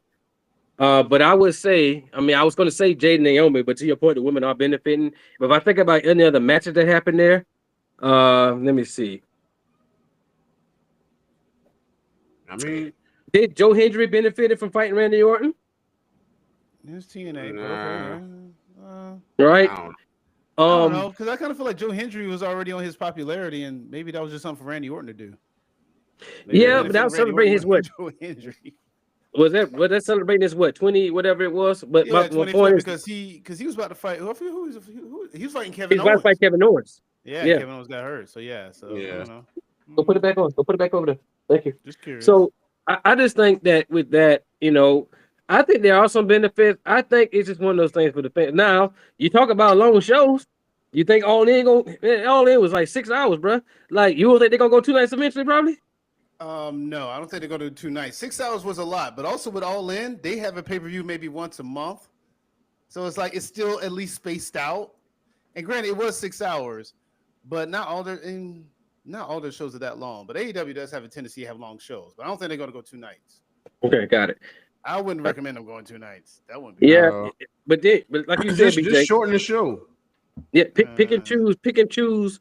I would say pick and choose what you watch. And I also think, my personal opinion, I think WWE and maybe other organizations too, I think WWE does have a good pulse on it though. I think they're paying attention to, like, if they start to see this trend, like this is too much, I think they would change it. I really do. Under this regime, I think they would change it. Because they've been a part of that, this is too long. I remember 2 years ago when Triple H with SummerSlam that was in Detroit. And that was like a 4-hour show, and he kept saying in the post show, he's like, it's a long show. That's a long show, man. That's a long show. You know what I'm saying? Which is partly why they're trying to do 2 nights in the get-go, because on 2 nights you can easily get 2.5, 3 hours each night and be good. But I guess it depends, right? So yeah, it depends. I guess we gotta wait and see. I said, I just want to see it, but yeah, that's all I got on that. Baby, you got something you want to say? Or should I say baby online? It's all right. Well, I was gonna go back to the NFL comment, but we were done talking about NFL, so that's fine. Go back to it. I honestly, I don't think I have any more to say on that. I think I've said my piece, honestly, and it's not so much of, oh, every pay-per-view's got to be two night events. It's not that. It's more so of, we kind of mentioned it before, of having a pay-per-view every couple of weeks. Like sometimes that's a lot. You don't have enough time to build up the anticipation. And I use the roller coaster analogy of, you have to have some times where you level out, and then you have to have that rise. So you have to give it time to build up that anticipation, not just pay-per-view, turn around, pay-per-view, turn around, pay-per-view, turn around. And then, in between you have some Raw and some SmackDowns. Like, it doesn't give, not just saying that for like the actual athletes of having to do all that extra travel and everything, that's a lot on them too. So it's probably wearing out on their bodies, their personal life. But that's all put aside of, for the fan, you have these 2-night events for your PLEs or your big box events. And then what? Right after that, 2 weeks later, you have another one. And then 2 weeks later, you're going overseas and you're doing another one. Like, that's just exhausting for a fan in general. And like you said, you can pick and choose, but then you go back to the business standpoint of, now you're picking and choosing and you're not watching it live. You're not interacting. You're not catching all those one-time onlys when the wrestling store is 40% off. So, and on top of that, when you pick and choose, you don't get to watch the commercials. And what makes money? It's the production of the commercials in between. That is where you're generating your revenue. So if you're not watching those live, you're not watching the Pizza Hut commercials over and over and over again. You're not watching your sponsors, your Snickers sponsors, or your Monster energy drink sponsors. So that pays the bills. The commercials pay the bills. So with that being said, you want your people to watch it live. Yeah, you can watch your recaps on Twitter. You can see your highlight. That's great. But guess what? What's paying your bills? That's a big part of it. So that's all I got to say. I want to add to that real quick before somebody go. Remember back in the day, we had to pay, depending on what you had to pay for pay-per-views. Yeah. One of the reasons why I think that now, I used to do it all the time. Yeah, and I wonder now, where the financial piece plays a part, where you have all the, I think BJ, you mentioned it earlier, you have all of these networks, these apps, these Netflix and these Peacocks and all that stuff. Now, I wonder what the business model is now when people go back and watch it because they couldn't watch it live. And what does that play? Does that viewership count as well? I'm assuming it does some kind of way. That's another thing that we didn't have back in the day. Now you can go back and watch it, at least from a WWE perspective. Yeah, you can go back and watch it, right? And if you can't catch it live. Well, I think that's what AEW does. I think that's what AEW, they kind of count everything like they right when it happens live, and they count, who's watching after the fact. Yeah, they definitely count those 100%. And I think that's why people, if you're, I think, that plays fat. That's all I can really say about that. But but I can't wait to do a SummerSlam preview show. I'll tell you that. Oh yeah, it's coming up now. It's coming up. Like I said, it's what SummerSlam. What it seems like it's what next week. Tomorrow, no, I'm playing. It'll be in a couple of weeks. It's on the 2nd. You sure it's on not an hour? I feel like it's coming on in a little bit. Hey, but one thing I want to add though, I haven't been on here in a while, y'all, so I'm just like talking things I've been thinking. Some of the points, the one thing I can see, I do agree that the every 2 or 3 weeks is a lot. But one of the things I want to talk about continuing this, we are continuing. Now, I personally believe Roman was supposed to fight Seth at SummerSlam. I thought that's supposed to be a one-on-one match. Yeah. But now we had to change it. So that was going to be a continuation of a story. And now, is Sami Zayn hurt, by the way? Is he really hurt? I have no idea. I think he's playing it up right now because with him, the story he has with Karrion Kross. Okay. And Karrion Kross getting such a fan base right now. It's kind of getting a groundswell going on right now. So they're trying to promote him a little bit and give him some credibility. And so they having Sami Zayn sit out for a few weeks. Got it. Well, in that regard, and you're going to have some one-offs and things of that nature. But I guess the one question I have, and maybe I talked about it, and I'm gonna get ready to, tend to the children, But where does Bayley go from here? Well, like we were saying earlier, like she would have to either turn heel or take some time off. She should, like, she just took time off during the WrestleMania season, because she got attacked by Becky. But other than that, she got to get her frustrations up by because she's losing so much. And I said Bayley will be fine. That's what I said. She'll be fine. Okay, I can see that too. Okay. Well, look. But who won't we find is Seth Rollins for? We don't know how long he's gonna be out. Because he said a couple of months. He was talking. He said WrestleMania is on his mind, always on his mind. So he's trying to get back by then at least. Yeah, and some people being ridiculous about saying he should vacate the briefcase. I'm like, you got a year. Like, what are y'all talking about online? Because, folks just be talking. Didn't Mr. Kennedy have to give it up? He lost. He lost it. Yeah, I think was so. it because of injury though? I don't know. He lost it to who did he lose to? Edge, right? Yeah. Well, you see, that's the reason why, because that precedent was set. Because whatever reason Kennedy had to give it up, they're looking towards that and saying Seth should do the same thing. That's where it's coming from. Just answer that question. I mean, I think if Seth does get the doctor says, hey, you're done. Like, you can't wrestle unless you do more surgery. You're going to be out. Then yes, I agree. He should give it up. However, if they say, let's wait for the swelling to go down, you can still wrestle on this. Just, wrap it up, put your knee brace on. You'll be good to go to WrestleMania.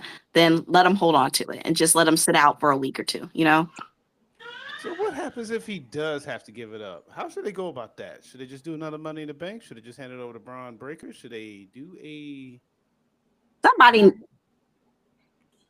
I don't know, because you can't do the Edge thing with, like, say, we were just talking about Edge and Kennedy. Dang, I'm trying to figure out how they would do it. Like, do another match? Because a lot of people don't think Seth should have had it in the first place. So it's interesting to see how they would go about that.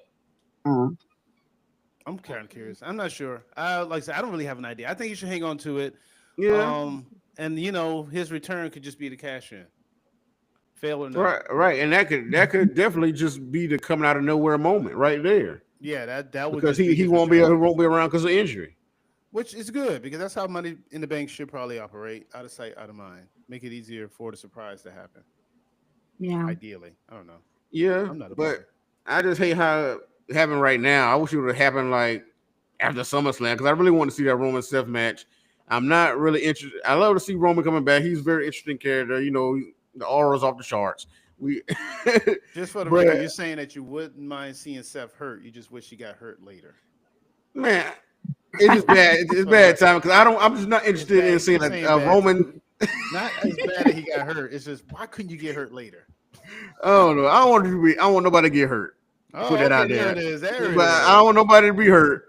But I'm just saying, if what's gonna happen, just happens. But I mean, I'm just not interested in a Roman tag match with Jey Uso and fighting Braun and Bronson Reed. Oh, Braun and Braun. I don't think that's.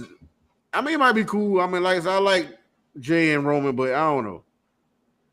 For SummerSlam, we already got this stupid tag match with Jelly Roll Wow. and Tell them Orton. how you really feel. Jeez. Yeah, I mean, we don't who, and a lot of people don't want to see Logan Paul anyway. I want to see Logan Paul. I just can't stand him. Oh, is that So- not considered good heel work? Is that what it is, or is it just he's not that really tolerable? I'm having a hard time to Both. sometimes. Oh, I mean, now he does his job of being super annoying, so I have to give him that.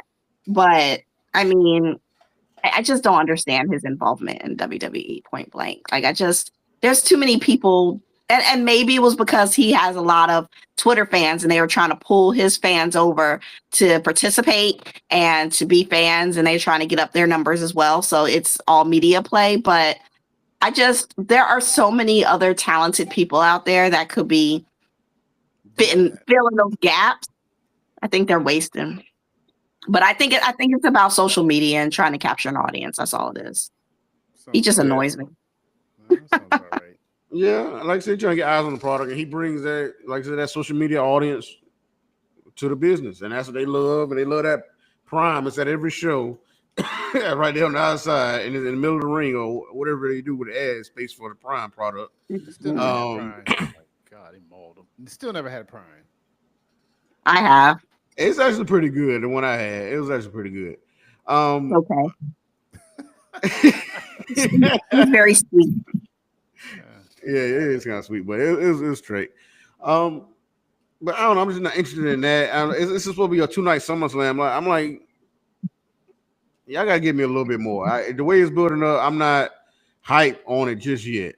Were you not hyped on Bad Bunny, Damian Priest at Backlash? That was good. But were you hyped going into it? Is what I'm asking. I mean, not necessarily, but it ended up being something good. Like I say, that's what I'm saying. I'm waiting. It's just they don't have enough build-up time. Hang on, let me ask you. Were you hyped with Sami Zayn, Johnny Knoxville? I thought it'd be funny. Not necessarily hype, no. What celebrity match were you ever hyped for? Huh? Were you ever hyped for a celebrity match? Floyd Mayweather. Really? With Big Show? Yeah. Floyd ruined boxing, but go ahead. Wow. Floyd did ruin Floyd Mayweather's boxing thing is what Jake Paul's doing now. Floyd rather ruined boxing. No, I guess. But I don't know. That's a whole nother topic. I don't know. Like I said, I'll wait and see it. I like to give everything a chance. But I'm just saying at this moment right now, and they only have like I said, the 2 weeks to build it up. I just don't know what would be by that time. What my hype level will be by that time. But like I said, I'm gonna watch either way. But okay, that's just me being a wrestling fan and that hard wrestling fan. I was just curious if there was like ever a celebrity match, like just at all. Has there ever been a celebrity match you was like, you know what, I want to see this now? Has that ever happened? I'm trying. Probably not. That's why it's a celebrity match, because you're trying to lock their celebrity status with your viewership. That's all it is. Yeah, this really is just to get eyeballs on it. Like every celebrity match is never the intent to appease the wrestling fans. It's only to get the casual fans. This is why it happens at the big show. Lawrence Taylor, Bam Bam Bigelow. Any WrestleMania match, even around the Rousey, Kurt Angle versus Triple H and Stephanie. I can't tell you a single celebrity match I ever got excited for. Sometimes they're good, sometimes they're not. But in the end of it, they really are just there to help bring in new eyeballs. That's all it is. I don't know if we're supposed to be hyped for it, but it's here. I don't know. I mean, that's why I guess I ain't like the Pat McAfee match. I mean, like I said, it's kind of interesting when he does get in there. He do some like spots you don't think he should be able to do. But I got tired of seeing Pat McAfee for a while, and it turns out Pat McAfee is running himself in the ground. That's why he hasn't been on the show because all the back-to-back shows. Oh, I hate to keep asking these questions because I'm really curious, just as a wrestling fan. So, from that standpoint, how long is a celebrity in wrestling before they're no longer a celebrity? Does that make sense? Like, is Pat? Before they become If they have like at least unless if they have 3 to 4 matches, then it's something different. Is Logan Paul still a celebrity? I think so. Former in a way he is because he has so many breaks, but I don't know. I guess people always see him the way he is now, and they don't want to see him win. Maybe not, but I mean, is he just now a WWE superstar who happens to be a celebrity? He is definitely not a WWE superstar. Oh, that's an emphatic no. Okay, all right. Please don't put him up there with some of those people that have trained their whole entire lives to be up on this platform. That's fair, but I do have to play devil's advocate. He does do well in the ring. He is a former champion. He has been probably on more pay-per-views than other superstars who are currently on the roster. At what point would you say a person cuts their teeth and become a wrestler? I guess is what I'm trying to. I don't know. I'm just gauging it from the standpoint of what is Logan Paul. See, if Logan Paul was there, like we were saying some time back, if he was there every week, way more frequent than he is, then I feel like he'll get more respect. But for the fact that he is a part timer and he just started, not too long ago, it's hard for him to get that respect as an official WWE wrestler. Okay. I think the respect comes just the way he is, his persona. I don't think it has anything to do with him because, I love Roman Reigns, but how often does he show up? When he does, he gets huge pops, right? So I'm not saying anything about him, but the fact is, it's not so much that he's part-time and that he pops in and out. It's that when he gets there and he acts like a jerk and he thinks he's better than everybody else. And I mean, obviously that's the persona and that's the gimmick, whatever. But that's where the respect is lost. So, I mean, he showed up and started kicking Jelly Roll's band members, stupid stuff. Oh yeah, that was kind of funny, but. So I think that's where some of the respect, because I mean, honestly, like if you take all of that away, his athleticism is not bad. He's talent, like he's very athletic and he's talented. He's just got all that other stuff with him that I can't take. No, I definitely get that. And the difference with I don't care for Logan Paul either personally. Right, but and the difference with Roman Reigns put his time in. Right. To get to the point where he is today. Yes, I would like him to be there more often than he is, but I get why he isn't. This man got 5 kids. He want to be at the house, and he put that time in back to back, night after night after night, and he had this long title reign that everybody fed off of. He put his time in his mother's womb by being born a too. Is that the time he put in? No, this man was on the road, man. He still did his work. He did the work. His dad, Rikishi, he was on the road with him. Yeah, he's there, Was it Alpha? Alpha, yeah. He was on the road with the head shrinkers, right? Yeah, I mean, I'm just when they started 2012, from 2012 to what 2020, he did put that work in. From the Shield to the Big Dog and all that. He put the work in. He was there, the main guy. And remember, there was a period of time where they were pushing him up and he just wasn't hitting that mark. I mean, there was like a good solid, year and a half, maybe 2 years where they were pushing Roman to be the man. And it wasn't clicking. Something wasn't happening. So yeah, he had to work to get there. He had to work on his promos because he wasn't very good at doing promos. Yeah. So he did put in work. So everything that he's gotten, I feel like he's earned. So yeah. I'm very pro Roman. Him and his 20-minute entrances. Yeah. Congratulations. But I mean, Took you 20 it's years not to cut about a half decent promo. Now I got to cut you down to size. Oh yeah, that was funny.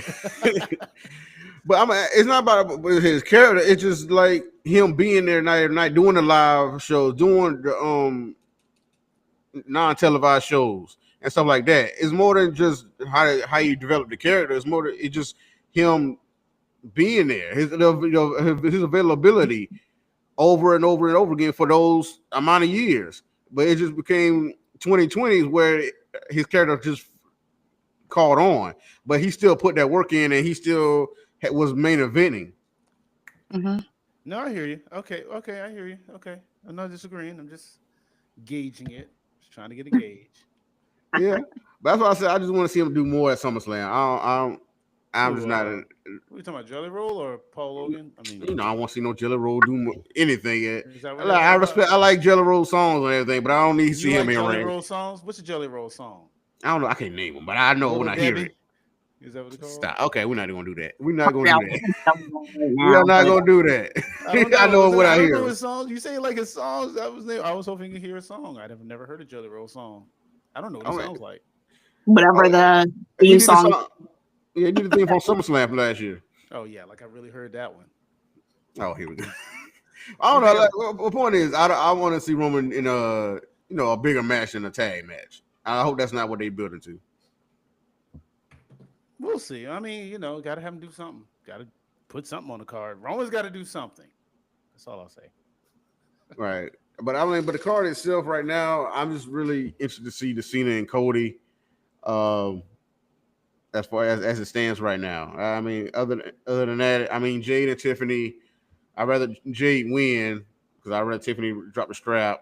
The triple threat with Naomi, Rhea, and Io, that's going to be interesting, and then Lara and Becky. So I mean, they got a few on there, but I need to see a little bit more from what they got going on right now. I agree, but I mean, they got about 2 weeks left. They still got a SmackDown to do, so we'll see if anything builds up from there. Yeah. But I think that's all for WWE. As far as AEW, I think they had it. They all think All In was their WrestleMania, and they did a perfect job. Like I said, that's probably the pay-per-view of the year. And I love that Hangman won. I love the Hangman promo on Dynamite. I think that was one of the best babyface promos I ever heard. Oh wow! I feel like he was. Okay. And the way he built it up, thanking everybody who went to war against the Death Riders throughout the year, throughout this whole run of Moxley's last run with the World Championship, I feel like it's building up to something else, and it's a great follow up to the big match they had. But that match, I thought Heyman should have died at one point. I don't know how he really won this match because him getting DDT'd on those spikes. I was like, how you get up from that at all?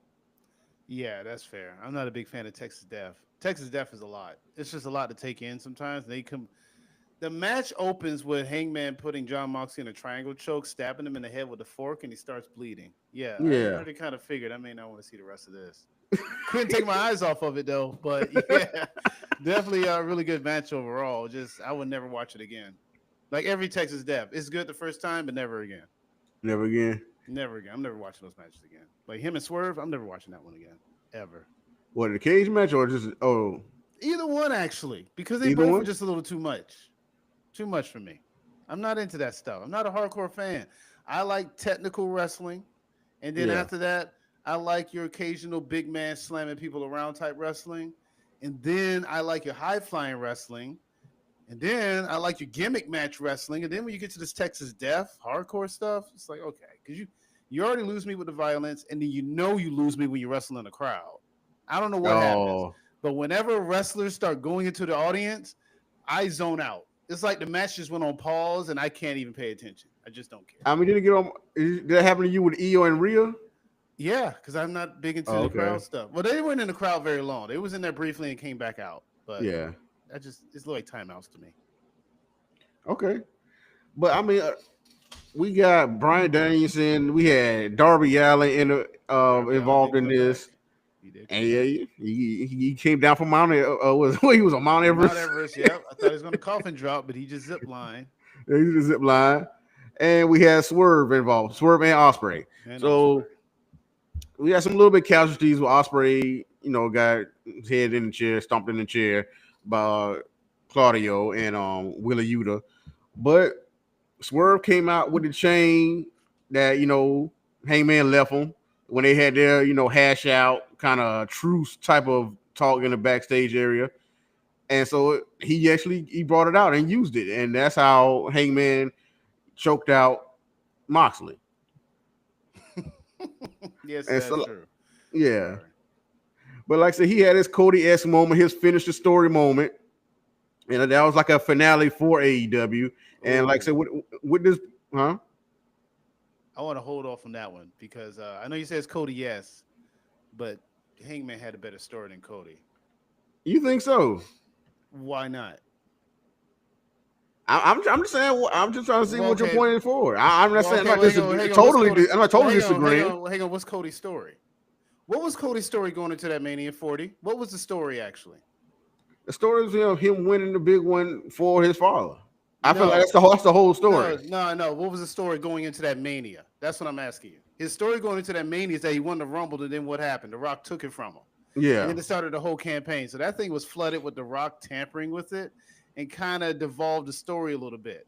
It made it epic in the end because they found a way to make it work. Hangman's story was legitimate from beginning.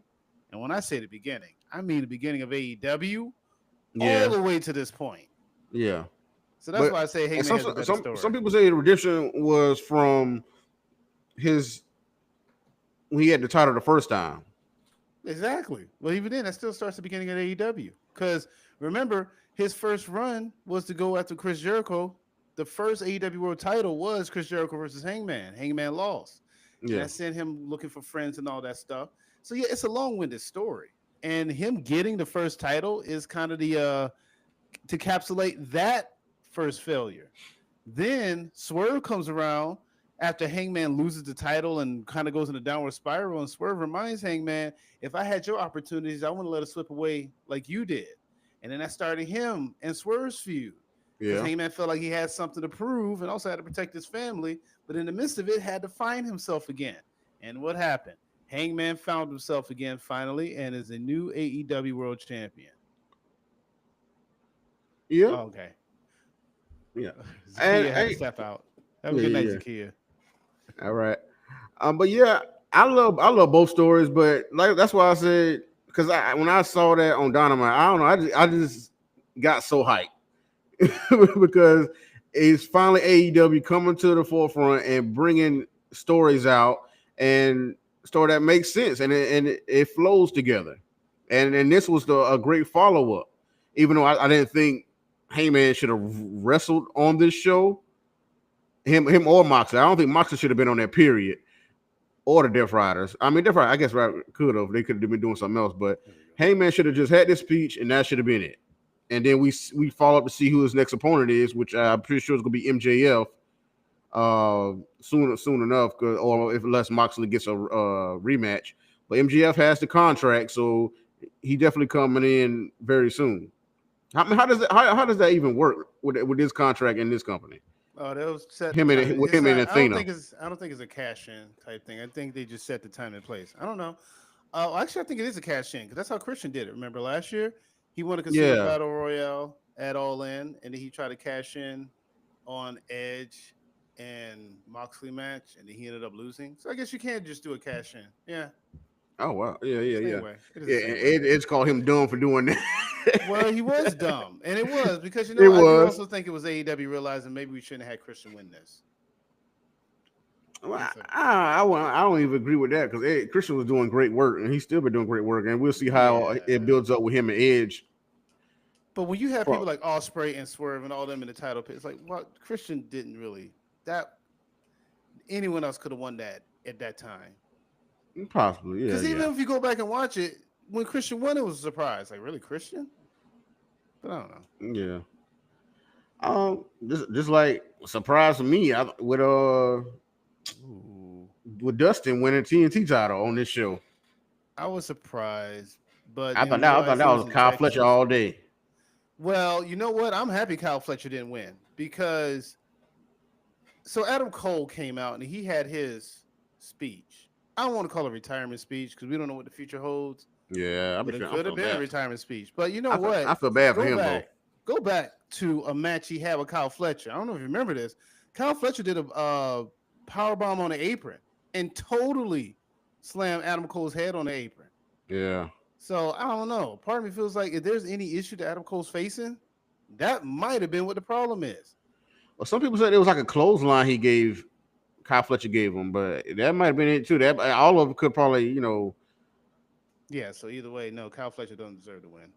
He has to go under some form of punishment, especially if he's responsible for it. Yeah, if he was responsible. Who knows? I don't know. But I mean, all I know is that Adam Cole now is in a situation where he can't wrestle again, and he got to take so much time off. At this point, like I said, I feel like he should have stayed in WWE. But all that's happened, it's almost like he should have. Huh? Wasn't he released? No, I don't think he just left. I thought he was released. Okay. But he came over for Britt Baker, and now he don't have Britt Baker, and he's been injured so much. So it's like his AEW run is just meek. I don't know. Hey, was Vince right? Was Vince right about Keith Lee and Adam Cole the whole time? He told Keith Lee to lose weight. He told Adam Cole to be better off as a manager. I don't agree with him being a manager now. Cause his NXT run was great.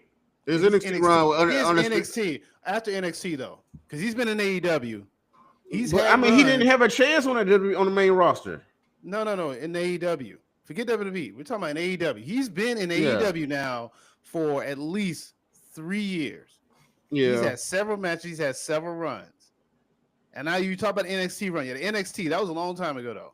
We're talking about most current stuff. So I know, but he's been injured so much during this AEW run. He hasn't been start and stop. Okay, it hasn't been like that. He had an entire brochacho run with MJF. Yeah, and that got great things until around the end of it. That was great until the end. That was, well, I don't know. He probably would be, but in the end, he probably would be better suited as a manager. I just hate to say that. I know you hate to say it. I feel like I've enjoyed a lot of his matches. I just don't want. It's hard for me to say him being a manager. He won the Owen Cup. Do you remember who he beat to win the Owen Cup?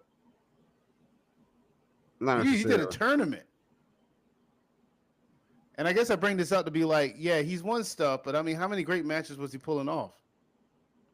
I can't. The AEW run hasn't been good to me because I mean, it's just I feel like his momentum keep going up and down. I feel like maybe you should have just been a manager. Oh man, maybe you should have. Like I like Adam Cole, I really do, but it's like even when you do see him in the ring, he's not a very. I remember when he came back and he fought Buddy Murphy. Mm-hmm. He beat Buddy Murphy, and I was like, okay, how did he beat Buddy Murphy? Yeah. I ain't understand that one. And what the one with him with Aleister Black too? Yeah, exactly. I was all in the same bit. That's the time people thought Aleister Black was retiring because of how he ended that match. Yeah. Oh man, that's what I said. Some weird stuff been happening in AEW, and I don't know. Some people should have stayed where they was. I don't know. Everybody wanted to come to AEW, and I get it. You want to be showcased differently, and you thought you could just put your ideas out there. But sometimes your ideas ain't as good as you thought they were. That's happening with certain superstars as they come in. That's why I guess Tony Khan maybe trying to slow down on that now.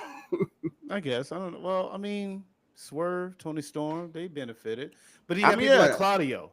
Now I don't care what anyone says. I keep hearing. I got to put this out here. All I've ever heard about Cesaro/Claudio is, oh man, how come he never got a world title run? Oh, I feel like this dude's been wrestling AEW, putting on good matches, but I'm sorry, he is not world championship material. No, and he just can't talk, and he's not a very interesting character. I mean, the only time he was that interesting was when he was doing I speak 5 languages when he first got to WWE. Okay, but his matches are top notch. But I mean, unless you have a character behind it, and you can talk on that mic. No, it's like when he was going up against Roman Reigns. I don't think he should have beat Roman Reigns. No. Not at all. Was that a question? Was some people think he should have beat Roman Reigns? I mean, the way people talk, I don't know. And that was one of the few matches Roman Reigns didn't even need help with. Yeah, Claudio. Nothing against Claudio. He's fine. He's just like you mentioned, he don't really do nothing. He's good in the position he's in right now. As a henchman for John Moxley. Henchman, second in charge, or whatever you want to call it, like that. He's doing pretty good in that role. And having great matches is what AEW does. But AEW do that. Yeah, they do that. Yeah, they do that. They put on some great matches. I don't care what no one says. They do put on the best matches. They do. It's unbelievable. I don't know. I can't believe they're able to do some of the things that they do. You know, especially a lot of people were giving a lot of flack to that Young Bucks Swerve Ospreay match because it was too choreographed. I went back and actually watched the match because I didn't watch it live because, you know, I'm not a big Young Bucks fan. I feel like if you see one Young Bucks match, you've seen them all. And that is true, but I did actually go back and watch it. And there was a few spots in there, even though it's choreographed, they are really crisp. And they are. And it's like, you know what? I can't be mad at that. I really can't because they executed so well at least. Yeah, especially that house call and hitting blade combo. I was like, yes. That's really it right there. That was a really good match. It was. Yeah, it's like I'm just not a big Young Bucks fan, but I mean, not for nothing. In kayfabe, the Young Bucks are probably still one of the best tag teams in the world. Yeah, they are. Yeah, in kayfabe, they really are because they have great cohesion. Right. Did you like the follow up with them? With the they lost the EVP role, so now it's like they acting like they broke. Nick. Yeah. No, I kind of like that because you got to give they had a high, so you got to give them a low. And you got to show something that they lost EVP. You got to show us some visuals. So I like that because it really kind of gives that whole effect of, well, now I don't know if they're going to be the bum ass Corbin thing, which I kind of hope they don't go that direction with. But, I mean, they still got some money. Yeah, DDP had the same thing in WCW where he hit the lottery, and then he went through a hard stretch where he had no money and was coming out with tattered up clothing. I wonder if the Young Bucks are going to go that route, where they are going to eventually start having tattered up clothes because they don't have their EVP money. I kind of hope but you still got wrestler money, and you have money that you had from the EVP role. I don't mean they were spending it well. I guess it was put out there. They were using private jets and stuff like that, the bus or whatever. Yeah, whatever. They could. It's one thing to have net worth and liquid money. You could have a net worth of $1 million and your liquid cash could be $50. Yeah, you're right. You got no money. This is just how much you're worth. But I did like to follow up a visual, like show off, like they really lost the status of that. But with like I said, with Swerve and Ospreay winning though, so do you see them getting that world title soon? World title shot soon? I'm surprised. I'll be honest with you. The way Dynamite went, I'm very surprised that Swerve didn't come out and approach Hangman, because those two was really ornery about each other, especially winning the world title. Yeah, I figured Swerve could have came out there, maybe shook his hand, but also let him know I'm coming for it. But no, Swerve put himself now against Okada, so you have that. So I don't know. Swerve, it may be a while. Will Ospreay is currently out. We have to see what happens when he comes back, but he may ask for a title shot as a form of payment for, hey, I helped you. Let me just get a shot. Yeah. Like you mentioned, Moxley can possibly get a rematch. Mm-hmm. We know MJF has a shot. But I don't know. That's a good question. I don't know who will be next to get a shot after MJF. That's always the next question because I don't think MJF's going to win. To that point, I don't know if you saw the promo where they did the Hurt Syndicate promo, and MJF was like, I'm the best in the world. And Bobby Lashley had a really interesting look behind his back when MJF was going through that spill. Boy, I was having the same look because Bobby Lashley need to knock this man out or something. I have agreed with his story from the beginning. Because Bobby Lashley should be ahead of MJF. I feel like he could do a better job in that role. I know MJF, he's good, very good, but I don't agree with this team, them teaming up right now. Because Bobby Lashley should be the one. I say I'm going for that tag team title. Him and Shelton Benjamin probably should have lost tag team titles because nobody on this roster as a tag team right now should be able to beat them.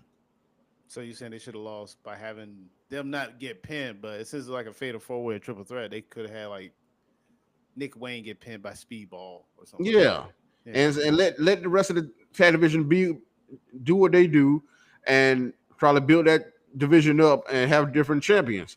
And while Bobby Lashley goes for the world championship or beats down MJF and then do it. Yeah, I don't disagree with that. I do kind of feel like maybe they probably do need to lose the tag titles because I don't know if they're helping the division. I'm wondering if they're building up to something because MVP keeps to say, I want a legendary tag team to come. I'm begging you. I'm begging somebody. So I'm like, are they building up to something? What team could be that legendary or top tier? It has to be FTR. Ain't really much to think about because I mean, look who's in the tag team division in AEW, and then what other legendary team is there? You expect someone contract to run out?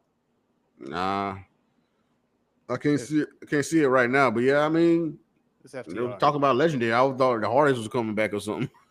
The Hardys are in TNA though. I know. That's what I'm saying. I'm like, what else? Who we talking about right now? So I mean, it's a wait and see with that. But like I said, yeah, I just didn't agree with it. I mean, it's a decent promo, but I just don't agree with it at all. And I don't like him saying what we gonna do next, boys, or something like that. I'm like, you talking to black man behind you? Don't do that. He's saying boys, like that's his. Boys. I get it, but don't be doing it. You could have said something else. See? Are you saying he got a pass? Is that what you're saying? No, he don't. He could have said guys or something like that. I don't know. Fellas. Yeah. What's next, fellas? Either way, I'm just trying to think of like Hangman's, opponents coming up, and trying to see where it goes from there. But let's get to the women, Bo. Toni Storm and Mercedes, and you said you wouldn't have liked this match if Mercedes won it. I mean, it wouldn't have been my match. It was still a good match. It wouldn't have been my match of the weekend. It was my match of All In because Toni Storm won. It was just an epic match too. It took like 5 Storm Zeros and then a Super Storm Zero to finally beat her. Right. It was a lot. It was a lot of emotion in that match. And any match that has me emotionally invested, yeah, I usually give that pretty high nods, and that's why I got a pretty high nod. Oh yeah. I mean, I'm not too mad at it. I picked Mercedes, but I mean, I'm not too mad at it because Mercedes still has 7 belts still, 6 or 7 belts. So she got something to do. She got something to do from with the follow up from her. So she has a busy schedule. As far as Athena going after Toni right now, I'm happy Athena finally graduating from the kiddie table and finally. I mean, come on. For development with her, maybe she needed that time because her character wasn't ready from WWE. She wasn't developing. I don't know what it was. I think she was in there, but I don't know why they just didn't put her on TV in Ring of Honor. I just don't know why. As far as like why not in AEW, they finally did. It's just I don't know what the holdoff was. I don't think it was developing. I don't know. I think she developed something in Ring of Honor with her long reign, and it gave her some credibility, more credibility than she already had. And so, yeah, I don't think she should have been on Ring of Honor that as long as she was, but I think she did need that time. And so, but now she's finally here, and so I'm waiting to see where it goes. Do you think Athena should beat Toni Storm? Do I think she should? Yeah, I mean, I guess, but will she? Is my question. I don't know. Should? Yeah, I guess. Because Toni Storm is great, but if she loses the title, I mean, she'd still be great. I mean, she still could cut the promo she cuts and have the matches she has. She doesn't necessarily need the championship. No, but again, it's not about whether or not a person needs it. It's about whether or not the title needs it. And that's kind of what my whole argument with Toni Storm has been. It ain't so much that Toni Storm doesn't need a title. I feel like the AEW championship needed Toni Storm, especially since she was like the top person in the company for a while. And you always want your titles on the top people. Now, Athena coming up, I got to see how this whole thing plays out. Right now, the whole chord seems to be that Athena is a heel and Toni Storm is going to be a face, which I guess is a good thing. Um, Mm-hmm. I can see Athena winning. My whole reason I didn't want Mercedes to win, I just want to put this out here because I said it before, is that you had Tony Storm on the top of the women's division. She beat most of the women. She lost to a lot of the women, but she beat most of them. Yeah. Then you have Mercedes, who beat all the women. If Mercedes had beaten Tony Storm, then who was going to beat Mercedes?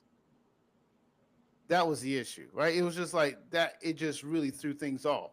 Since Mm-hmm. Tony Storm beat Mercedes, it still leaves somewhat of a parallel ground in the women's division. Because again, Tony Storm lost to a lot of these women already, and she can lose at any point in time. Mercedes finally taking a loss makes her beatable. So now Yeah. she's not completely invincible. She's vulnerable. So now you can see probably a downward spiral. So it Right. helps the women's division in that case. Yeah, because she'll probably start losing all the belts she has. So it really, yeah, send her to that downward spiral, like you were saying, and it tells a story. Yeah, exactly. So now Athena could win, and I'll be interested to see how that plays out because I wouldn't mind seeing an Athena title run in AEW. Um, I know about her Forever Championship run in Ring of Honor, but I haven't really been watching it. I don't really Yeah. know as far as what it's been like. I just know of what I've seen and read online. But yeah, I would like for Athena to win. I just don't know if she will yet, but I would like for her to. It got to depends on the cash in and see how they do all that because she still has Billy Starks with her too. It looks like. Yeah. And from what I hear, like they have been doing interesting stuff on Ring of Honor with her Billy Starks and Athena and the title run. Have been pretty good matches or great matches, some would say. And so I'm ready to see it, showcased on the main stage, national, TV. And so I'm excited for it. I'm ready to see this match. I don't know when exactly they're gonna have it, because when is All Out? Oh, I don't know. It doesn't have to be at all out though. She has about a Yeah, I year mean, after it All doesn't have to Out. be All Out. I'm just trying to think if Tony will be defending at that show and who will be Well, against. Forbidden Doors up next. That's the next big show. And Oh I wow. don't remember who Tony Storm is. I forgot because it's in Europe, England, the O2 Yeah, yeah, Arena. yeah, yeah. So All Out is in September. And that's going to be in Canada. Okay, okay. Well, I will. It'll be good build up to that. Like I said, as long as AEW keeps this momentum that they have, um, they'll be doing great because, like I said, this Hangman story is great. Tony is doing great things. Mercedes has taken over every other company, including this one, which she's in. Mm-hmm. And we have a unified title with that Okada has. Okada and Swerve. That should be something special. I think. Tag team titles. Like I said, I feel like I'm enjoying the Hurt Syndicate having them, but I just don't see a team that really stacks up against them right now. And Bobby should move on to singles championship or Shelton, because Shelton's doing great, having great matches. He could go on to fight Dustin Rose, be get that TNT title. Um, what else we got? Well, yeah, like I said, Dustin has a title. I think he should. I don't think he should have won. I thought that should have been Kyle Fletcher or Takeshita. Need one of them two need that title. Actually, no, probably should have won it. Probably Sammy Guevara. But I don't know Nah, because I can't. it's just that I get you. It's just that he doesn't have much of anything. He's still on the payroll. It's like either way. What I wanted to bring up, it's a situation where at least a couple faces in AEW, there's not a single face champion in WWE. I don't know. I just wanted to bring that up. All champions in WWE are heels right now. All of them. Yeah, just found that to be fascinating. I mean, what is Julia? She's not a face. You don't think so? I mean, yeah, I guess not. I guess not. Dang, hold up. I'm trying. I'm trying to think who all we got. Tag team Well, you titles, got Tiffany. no. She's a heel. Then you have Naomi. She's a heel. You have Cena. He's a heel. You have Gunther. He's a heel. What about the And then Y? What the Y6? These they're indifferent. I don't know. okay, they're tweeners. And then you have Judgment Day. Those your tag titles. You make your women's tag titles. Judgment Day heels. And then Yeah. you have Becky heel. You said Julia. And is there any title I'm missing? So we just on the main roster. Well, yeah, because I mean, look, oh, I'm not gonna count NXT. Oh, okay. Oh, it's all good. I'm Well, just not yeah. gonna. I dang. I didn't think about that. They got to build up some faces now. They better do something. Well, SummerSlam's coming up, so I guess that's when. Yeah, it might be some title switches, like I said. Well, Tiffany's a babyface. Even though she probably shouldn't be. Yeah, how's she a babyface? She was a heel going against Trish. Was she?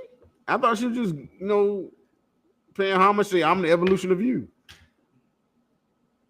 Yeah, that's a way of doing it without sounding like a disrespectful little prick, though. That's why I said. That's what I'm saying. She seems more like a heel character, but they pushing her to be a babyface. Just like with Blake Monroe. Well, I don't know. I don't watch NXT, so I can't make that comparison. That's what okay. Because I don't know what they're doing. Listen, I'll be honest with you. I didn't even know Blake was even teaming and friends with Jordynne Grace. Like, all of that was new to me. So this whole she's going to betray Jordynne Grace, I'm like, why is she even with Jordynne Grace? I thought she was a heel anyway. That's just her character. No, they was going like to salon together and doing all this other stuff. Trying to make Jordynne Grace, a little softer, but I don't know. It just wasn't working out. I guess they're going to have it build it up to a match or whatever, but we'll see how it goes. But it's all right. But All In was a great show. AEW Dynamite was okay. It wasn't the best follow up to All In. It was okay. It wasn't the best follow up to All In, but it was okay. Yeah, I thought it was just like a cool down and celebration moment for certain people, and like I said, just follow up and see what's coming up next, which is like the winners of the battle royals. But it's like, why are you cooling down? You have this momentum. At least cool down on a Collision. It's the night after, right? You don't expect to cool down at the Mania, do you? Is that what you expect at the Mania? You expect to cool down? No, not really. But I mean, it's still a follow up because we see what's coming up next. Coming up next for the champions. No one said it wasn't a follow up. What I said was it wasn't a momentum. Like, it wasn't riding on the wave. I ain't said it didn't follow up. Yeah. I just said it was a very lackluster in far as like all the hype going into All In, and it's just like, we're gonna do a Dynamite. I hear you. It's a Dynamite. I don't know. It's no big deal. Yeah, I mean, like the best thing on there probably was Hangman's speech and Tony's, I guess. Tony's was all right. Tony's just funny, but I mean, Hangman's speech really got me, enthralled in what he was saying. And so that's probably the best part for me. Yeah, because Okada even had a squash match. Yeah, and why I got hyped to see with him and Swerve, Okada and Swerve, them going face to face, and so I'm intrigued on that. Like I'm just looking forward to see what's next, what's coming up, and so I'm hyped for that. I get you. I get you. It's just I don't know. It's like you had the next night. Like, that was the whole point of tuning in to Wednesday. Yeah. And it's like they didn't. I like AEW, I really do, and I really thought All In was great, but they didn't really follow through on that episode. Because I could have just, I could have waited. Yeah, well, they've been up to their next show. I mean, I feel like they're gonna keep it up, and so like I said, they're on a good streak right now, and so they should have saved the Edge return for tonight or that Wednesday instead of having an All In. His return should have happened on Dynamite, because they should have had the patriarchy having an implosion, and then that's when Nick Wayne betrays him, because then that would have gave you something to talk about the next night. See, Adam Copeland, I feel like, dude, number one, when you come in to save somebody, don't pause for your fireworks. Just number one. Well, they kind of explained that, because he said, like, I'm not coming to save Christian. Oh, I came to get FTR. Okay, then why did you? FTR been out there the whole time. Why did you wait till Christian almost had his head caved in? Listen, you ain't got to lie, Craig. You ain't got to lie. You just be honest. You came to save Christian. Just say that's what it was. Yeah, they building up to something. Y'all gonna team up sooner or later. And if you're gonna say you didn't come to save Christian, then why did you pause and have the microphone moment with him? I actually like what he said. Go find yourself. I thought that was actually pretty clever. But it's like, if it wasn't for Christian, then why would you even waste time doing that? Don't lie to me. I'm not an idiot. Well, that's why I say with some stuff, I love AEW shows. They have great wrestling, and their stories are being greater and greater as they go along. But some of this stuff could have been cut out and put on Dynamite or Collision, and that's like you said, that's probably one of those things. Yeah, they could at least that part in itself they could have done on a Collision. I'm sorry, on the Dynamite, not Collision. Dynamite. Yeah. Actually, Collision wouldn't have been bad because that usually is where. All right, Now, Collision speaking of been which, more important lately. Collision been way more important lately. Collision has because there's been actually a lot of you talk about the chain that was on Collision. Right. What was I going to say to that?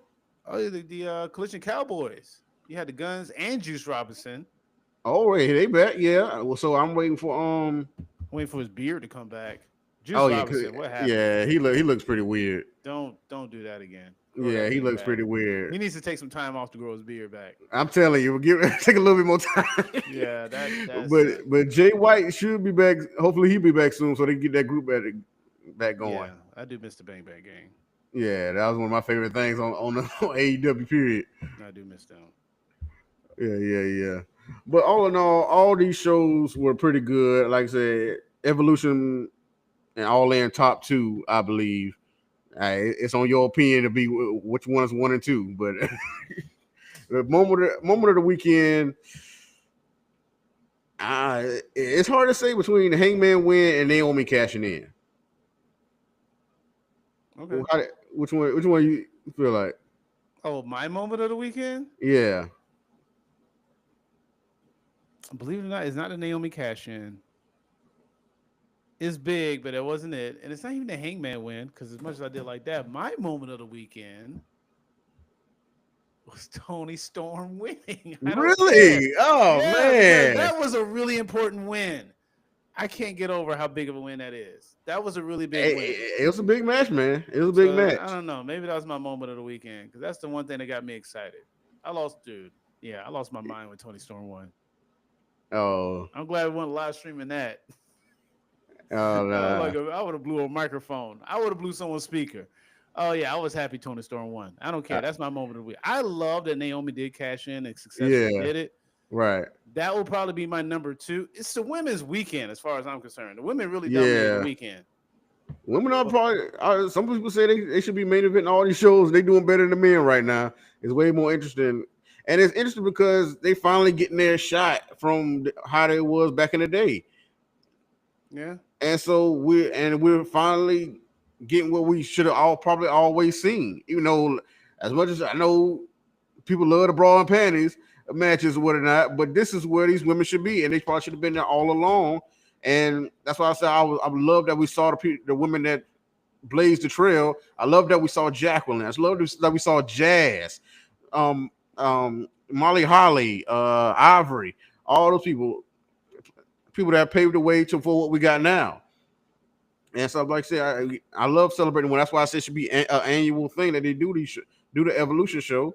And I'm glad that the AEW is building certain women up, even though, like I said, Mercedes and Tony pretty much still the top 2, and she's coming up, especially if she beats Tony. But beyond that, it's a very lower tier after those 3. But we'll see what's going on. We got a lot of shows coming up. Like I said, WWE is back to back with it. So we'll give you that preview for SummerSlam very soon. And we'll see what AEW has coming up, see if they continue to ride their momentum off All In. So pay attention to Chairman's Corner Podcast. Hit that like, comment, and subscribe. Hit that notification bell so you know what we're doing. We're trying to stream more often. We're trying to get to you. We're trying to answer all your questions and all your messages. So hit us down below and hit us up on all the platforms, TikTok, Instagram and all that. And this has been your favorite host, Ron G, and the Professor, Mr. BJ. Say goodbye to the people. Good night, everybody. Peace.